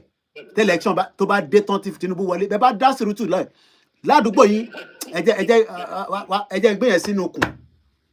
Ẹ̀yin ọmọ àlè. Àti Yorùbá ni ẹ́, àti Ìgbò ni ẹ́ ni. Ẹ dá wèrè sílẹ̀ nígbà tí Tinubu bá wọlé tán ní next year. Ẹ̀yin bomb bastard, ẹ̀yin ọmọ òfò. Ẹ̀yin ọmọ ọ̀ránkíran. Ẹ̀yin àtọ̀húnrìn. Òun sọ pé everywhere go blow. Àwa la máa jáde. Àwa la máa defend Tinubu nígbà yẹn. Eléyìí tá sì ń ṣàṣejù gbogbo àti mẹ́yẹ bọ̀ lápò ni. Orí yóò pé ọmọ àlè. Olórí burúkú ọmọ Yíbò, ó ní Yariba man, kò ní da fún ọkùnrin pọ̀ bàbá ẹ̀ Chibuzo, ọmọ òfò. Peter Obi go enter. Nnamdi Kanu ṣì wà ní Sokoto prison. Ẹ jẹ́ máa lọ bẹ̀bẹ̀. Ẹ má dá lóhùn níjọ́ kúrò ní comment. Ọmọ òfò. Anywhere go blow. Wo, ẹ̀yin ni ìyá máa jẹ́ jù. Ẹ̀yin ni ìyá máa jẹ́ jù. Yorùbá ò ní sọ̀rọ̀ tán, ẹ já gbé èyí tó kù sábẹ́ ẹkùn. Àwọn oníyọ̀ kan láti lose. Orílẹ̀ wa làwa wà. Àbí kí lẹ́ni mo wẹ̀ ẹ̀yin ọmọ Yorùbá. Ẹ̀yin ọmọ àlè. Bomb bastard. Ẹgbọ́n sókè jàre, everywhere go first blow. Kó blow kárí. Ilẹ̀ Ìgbò lẹ ti máa lọ dúró, kò ń ṣe ilẹ̀ Yorùbá mọ́. Ẹ̀yin ọmọ òfò. Idiot all over the place. Ẹgbọ́n sókè jàre, ẹ̀yin èèyàn wa. Àwọn ọmọ yínrín gbogbo nǹkan ló ti ṣe fake. So ẹ̀yin tèmi tí mo bá sọ̀rọ̀, ká tó wind down, ká tó máa lọlé. Àbọ̀rọ̀ mọ̀ yé nísìn. Gbogbo ẹ̀ kò sí ọ̀nà míì. Everybody mọ̀ pé ibi tí a dé nísìn, a máa kọ́kọ́ wa ọkọ̀ sí ọ̀dọ̀ ara wa. Ọmọ Yorùbá. Mo lọ sí Kòròdú lánàá. I expect more expansion. Owó ló máa jẹ, kò ní jàgbàdo. Mo rí Ìkẹjà station, mo wọnú ẹ o. mo lè parọ́, I drive kọjá lára ẹ̀. I need more connectivity from state to state. I need láti open up corridor so that kò ní jẹ́ pé Ìkòròdú road yẹn nìkan la máa gbàdé Ìkòròdú. Wọ́n níyàn lè gbẹ̀pẹ́ wọlé. I need the more places to be open up. Ilẹ̀ Yorùbá tóbi. Ó tóbi jù. Igbo wọ́n nílẹ̀. Wọ́n náà wọ́n ra lẹ̀. We don't buy all your land. Ìwọ fìyẹn sílẹ̀. Ìntàwà máa ṣe. À ń sọ sí. Wọ́n ní orúkọ tíyàn máa sọ mọ́ ẹ̀. Nínú kùn ló ń wà. Inú kùn ló ń wà. Ìntà máa ṣe inú kùn wa ló wà. But ẹ jẹ́ kí Jagaban kó sì máa báṣẹ́ lọ ná. Kọba Elédùmarè fún ṣe délẹ̀. Torí pé kí ni wọ́n bí èmi sí ìlú òyìnbó. Lóòótọ́ a lè ní resident wọn. Ẹ má pè wọlé, ẹ má yọ wá lẹ́nu nísìn. Ilẹ̀ Yorùbá ló sọrí mi kalẹ̀ sí. Ààrẹ ní jókòó pẹ̀lú ibi tí Ọlọ́run fún wa lọ́gbọ́n dé tó fún wa ní làákàyè dé ká jẹ́ kẹ́ni kankan dàrú. Ẹ̀ẹ́dẹ̀ lè fi politics sí jẹgúrújẹrẹ àtọ̀dọ̀ yín lọ́hùn. Kẹfẹ́ fẹ́ wá da ilẹ̀ Yorùbá rú. Politics is regional. Ọmọ Yorùbá kó wọlé. Ó ṣe dáadáa kò ṣe dáadáa. Gbogbo wọn la ibi táwọn exposition tá máa bá wọn fà after the election. State kankan wọ́n gbọ́dọ̀ bẹ̀rẹ̀ sí í ṣiṣẹ́. Wọ́n gbọ́dọ̀ ṣe lo owó tán fún wọn yẹn. Wọ́n gbọ́dọ̀ a fẹ́ monitor ẹ̀, a fẹ́ sọ̀rọ̀ lé lórí. Budget ẹ bá gbé jáde kí ló dé tí kò sí ọlọ́pàá ní gbogbo local government. Allocation oògùn tán ní kẹ́ ṣe sí hospital ẹ ṣe síbẹ̀. Gbogbo yẹn will be good governance. But nítòkè wọ́n gbọ́dọ̀ ṣe kí autonomy of local government kó ṣiṣẹ́. And we will never leave Yoruba land for anybody. Àwọn Yorùbá pàwọ̀ ni Mama Samu ní wá Nàìjíríà. Kí ló fẹ́ máa mú mi tà ní wá sí Nàìjíríà? Jagaban ti ní ká máa bọ̀ nílé. Òun ò lé wa. À ń ṣe criminal. Àwọn èèyàn wà Nàìjíríà tó ń bú Tinubu lójoojúmọ́. Wọ́n kúrò ní Nàìjíríà. So ẹ wá expect pé kí bàbá Akíntóyè kó wà lẹ́yìn Obi, kí Gbòwo kó wà ní Benin, kí Koiki kó wà labroad kó máa pariwo. Yes, I will still go back because I believe there is my base. But this is our ground. This is where Tosori mi kalẹ̀ sí. My mother is a Lagosian. My father is from Ogun State. And our governors cannot be our problems. We will ask them questions. We need more development for our people. And lágbára àwọn tó láyé tó lọ́run. I am not asking anybody or forcing anybody, but ọmọ Yorùbá tó bá gbọ́n tí ní àkáyé wà lórí ẹ̀ má tẹ̀ka fún Tinubu. Kò jẹ́ kí wọ́n win ní local government ẹ̀ káwọn Igbo win ní local government. Kò jẹ́ kó win k'Átíkù wọlé kí Peter Obi wọlé ká wá padà wá ká wá ṣe máa analyse àbí wọ́n lè ṣe military coup àti pariwo síta tó bá dán wò ẹ̀mọ́ tó máa end up Nàìjíríà pín nìyẹn pam tó bá ti jáde nínú radio station pé we announce a military coup àwa náà declare Yorùbá nation nìyẹn bam olúkálùkù bá tiẹ̀ lọ nìyẹn ajá bridge dànù everywhere blow nìyẹn. The Northerners knows that they will never use a military coup to unseat Tinubu. Láyé democracy là ń ṣe. Let democracy that is not perfect continue to work until it is perfect, to where Yoruba people, Igbo people, Hausa people, Fulani people will come on the round table and decide whether we still want to remain one. Tó bá bí Northerners kọ́kọ́ dá kó ṣe military coup kó announce lórí radio, we will declare Yoruba nation and that will be the end. Wà lábẹ́ ṣòkòtò anywhere. Yoruba nation will be declared and they cannot do anything. That means pé àṣemọ́ nìyẹn. Ó yá nìyẹn. But nígbà tí kò tí ṣẹlẹ̀ ikú kan nípa Tinubu, because if Tinubu died, Shettima become the president. Ìwọ tó ń ranjú ọ̀fẹ́ Tinubu, má gbàdúrà kú fún. The law of Nigeria says the president die automatic. The constitution says the vice president becomes. Benny, Mr. Gospel, we need to really ask the governors questions. We can't ask much questions now because politics is coming up now. They haven't got time. They'll be saying now for campaign. Okay, look, campaign. But tẹ́ ti wọlé after 2027, ní sọ pé wọ́n bí bàbá yín dá o èdè tó dá ni. But we will cross-check and ask questions. Good governance must start happening in our lifetime before Nigeria or Yoruba people will decide what we want in Nigeria. My name is OLAYOMI KOIKI. And thank you so much for the time spent Saturday Linabi on the 1st of August 2026. 4 + 4. Kí ló ń pè? Ẹ bá mi comment. Ẹni tó bá fẹ́ yú Tinubu, àtẹ̀fẹ́ mọ̀ èèyàn mélòó ló fẹ́. And I don't want anybody question my speaking. I'm not here. Èèyàn kan ní 16. Àwọn Yorùbá yóò dá. Ẹ fẹ́ kí Tinubu lo 2 term. 8 + 8 nìyẹn. 16. I pray pé agbára gbọ́dọ̀ dé north mọ́. That is my wish. Because they have refused to build their people. Their people have been the ones that are giving us problem today. Lè lọ sóko, wọ́n bà economy jẹ́. Ẹ ṣé gan ni. Christian, ó gbọ́dọ̀ dìbò fún Tinubu. Muslim, ẹ gbọ́dọ̀ dìbò fún Tinubu. Àwọn oníṣẹ̀ṣe, a gbọ́dọ̀ dìbò fún Tinubu. And nothing will happen to him. He's perfect, he's not perfect. We will pray for him and allow the spirit of the Elédùmarè and God and inshallah kó wọnú bàbá Tinubu láti ṣe n ta fẹ́. Tó bá dá sùúrùtù kankan sílẹ̀. Irú ẹkùn. Ẹ bá mi sọ slogan yẹn sínú comment section. Tí bá ti ní irú ẹkùn, ẹ bá mi kọ sínú. Kò ṣe fi sájà lọ́wọ́. Bí bàbá ẹni náà dá. Mo kí Olóyè Ìgbòho. Mo kí Gani Adams. Ẹ rí pé olóyè kí Gani Adams. Mo kí àwọn OPC New Era. Bẹ́ẹ̀ni, kò ṣe fi lé ajá lọ́wọ́. Irú ẹkùn kò ṣe fi lé ajá lọ́wọ́. 4 + 4 = 8. Nígbà tí mo ní ká má dìbò, ẹ ti dìbò. So ká kúkú continue. Kí lẹ wá, ẹ̀yin tẹ́ wá ń pariwo yẹn nísìn, kí lẹ̀yin wá ń pariwo fún? Ebi ń pa yín, ìyà ń jẹ yín, everybody ni. Ó ti múná lọ nísìn. Wò, mò ń làágùn nísàlẹ̀ ni mò ń lọ wẹ̀ báyìí. Inú Nàìjíríà mo wà, ó ti múná lọ. So gbogbo yẹn iṣẹ́ táwọn governors wa gbọ́dọ̀ ṣe nìyẹn. Báwo la ṣe lè rí iná tó máa ṣiṣẹ́ 24/7? Ní the federal kó ṣẹ́yìn sọ fún wa. Èmi raná nísìn wọ̀ fún mi níná. Ṣèbí mi raná sínú iná. Wọ́n ní ká ṣe pay as you go. Iná wà níbẹ̀ nísìn, a fi 20,000 sí. Wọ́n tanná fún mi. Mo fi tan AC gbogbo ẹ̀. Fan àrítàn. Òru mú bùlùbùlùbùlù. Kò ṣe fele ajá lọ́wọ́. Mo kí gbogbo ẹ̀yin tó yé àjọ ń gbọ́ra wa.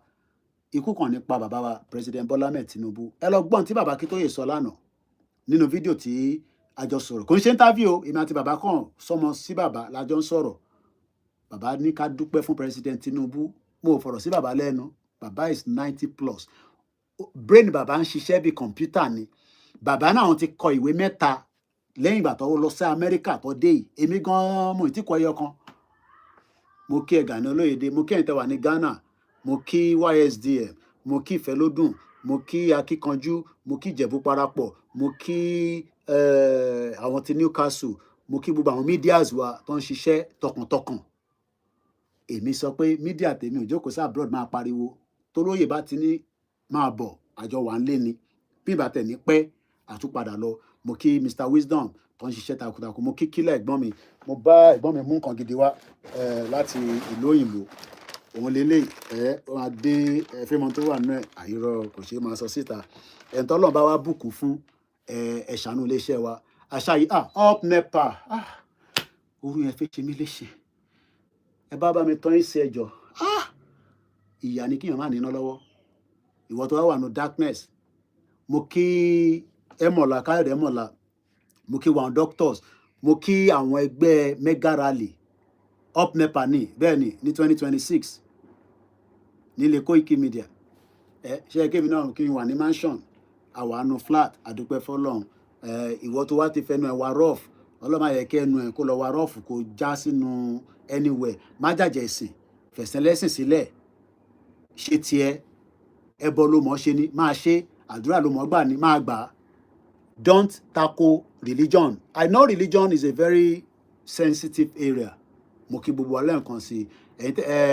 Welcome back home. Ẹ ní account number ni ẹ fi síbẹ̀ ká lè rówó lò. Thank you so much. Ẹni tó Ọlọ́run bá bùkún fún, mo ní ìdí mọ́tò. Tèmi náà bá wá lé báyìí, tàkì ọ̀nà máa fi move around. Mo kí brother mi Odunuga. Oko ìtẹ́ níyẹn, ẹ bá mi wá iṣu tó da níbẹ̀ tí mo lè gbé lọ lóyìnbó. Ẹ ṣé gan ni. Thank you so much. Hopefully maybe tomorrow again I will have time to bá mi yà sọ́dọ̀ ọ̀rọ̀ àǹtajà àǹtakiri. Ẹ bá fi anga yẹn wọ̀n mí again. Àná ní anga aláṣọ ó yẹ kí n lọ sí shop Omitaf but I've been very tired but hopefully bí lọ́la màá lọ síbẹ̀. I hope your laptop is not in charging with this crazy light. No, phone tẹ́ni mò ń lò mo fi sórí laptop phone mò ń lò. Prince Adebayo Shitu, thank you so much. You know, the weather has been very good. Ó yàn pé wọ́n ojú òun rọ̀ láti gbà kó tó di pé mi dé yẹn. Àdúpẹ́ pé weather yẹn ó wálẹ̀ díẹ̀. God bless Yoruba land. God bless the southwest part of Nigeria. Kọ́lọ́n dẹ̀ fún President Tinubu ṣe pẹ̀lú àwọn òkè ọya lọ́hùn. But nílẹ̀ Yorùbá, God bless all our kábíyèsí. Bàbá mi Akiolu, mo kí yín dáadáa. Bàbá wa Bariga, what time tomorrow? Ẹ kọ fi sí notification tí bá ti go live. Ẹ rí, it might be probably maybe around this time, afternoon. Tá bá ti sùn tá ti jí. Tọ́lọ́ bá dẹ̀ ní a tún ní time tá lè wá lálẹ́, you know, but mo ní láti ní time pẹ̀lú àwọn family mi. I've missed them too much in the last 5 years. We haven't had enough time together. God bless everyone on the TikTok. God bless you on Facebook, YouTube, and Instagram. 4 + 4 is equals to 8. Bóhùn ẹ̀ kó dìbò, bóhùn ẹ̀ kó má dìbò. President Tinubu, Ọba Elédùmarè, àgbò padà wá sórí position yẹn. Thank you so much. Ìlú òyìnbó dẹ̀ ní bàjẹ́ fáwa náà o. Ẹ bá ń ṣàmì. Torí ibẹ̀ la ti ń jẹ, ta ti ń mu o. Ṣàmì síbẹ̀ o, torí ìwọ tó ń gbowó lọ́wọ́ diaspora tó ń send 10,000, 100,000. Ìlú òyìnbó ò ní bàjẹ́ o. Ẹni tó wà lóòmá ní send owó wálé o. Ẹni tó wà ní Libya ń send owó wálé o. Má fojú commonize wọn o. Ọlọ́run ní jẹ́ kí ìlú òyìnbó bàjẹ́ o. Torí bẹ́ẹ̀ la ti ń jẹ, la ti ń mu o. Ọlọ́run bá wọn wà pẹ̀lú àwọn ọmọ Oòduà, á wà pẹ̀lú gbogbo àwọn ọmọ wa o. Á dúró tì wá o. Àníṣe lásán. Love you all so much. My name is OLAYOMI KOIKI, and you've been listening to Koikimedia, bringing the world closer to your doorstep. Ẹni tí bá rántí dárúkọ ẹ má fi ṣèbínú. Mo ò ní Omitaf ló rán ilé. Mo ṣẹ̀ lọ mu lánàá ni. Òun ni mo wọ̀ lọ sọ́dọ̀ bàbá Kítóyè. Òun dẹ̀ mo wọ̀ lọ sọ́dọ̀ àbúrò mi. Ó fine gan. Gbogbo tẹ bá fẹ́ rán láṣọ, ẹ pé Omitaf Couture. Brother mi ìyẹn Bíọ́lá Ẹrù, aṣọ wears lòun máa ń tà ní Ṣólébọ̀ Estate ní Ìkòròdú ń bẹ̀. Mo kí ọba Ìkòròdú, mo kí gbogbo àwọn ọba wa náà káàkiri. God bless you and have a very good afternoon. Ẹ̀yin tẹ́ wà ní UK, kátẹ̀ lọ gbọ́ news tó ń ṣẹlẹ̀ ní UK pẹ̀lú Andy Bonner, our new prime minister. Mo kí gbogbo àwọn team wa, they are working very very well. Bẹ́ẹ̀ ni bàbá ti padà sí Nàìjíríà. Bàbá Kítóyè is currently in Nigeria. Ẹ lọ wo fídíò yẹn wà lórí YouTube. Mo dẹ̀ ti post ẹ̀ náà sórí TikTok. You know, he's doing very well and I'm happy to see him yesterday as well. Màmá rí olóyè láàrin ọ̀sẹ̀ yìí lágbára Elédùmarè. Tèmi àti ìjọ máa jẹ́ tọ̀ìtọ̀ì. Ìgbòho ṣá. Mo ní ibi tó bá lọ ni mo ń lọ. Mo dúró tiẹ̀ bí iṣan ẹ̀rùn. Mo dúró ti pápá. Ọ̀gá tèmi nìkan. Bẹ́ẹ̀ ni mo kẹ́yìn tẹ́ wà ní UK o. Èmi náà ń bọ̀. Wedding méjì ni mo ní UK tó ń bọ̀ ní August ending and think September or October. I'm looking forward to that as well. God bless you all and mo kí gbogbo ẹ̀yin grandma o. Bye for now.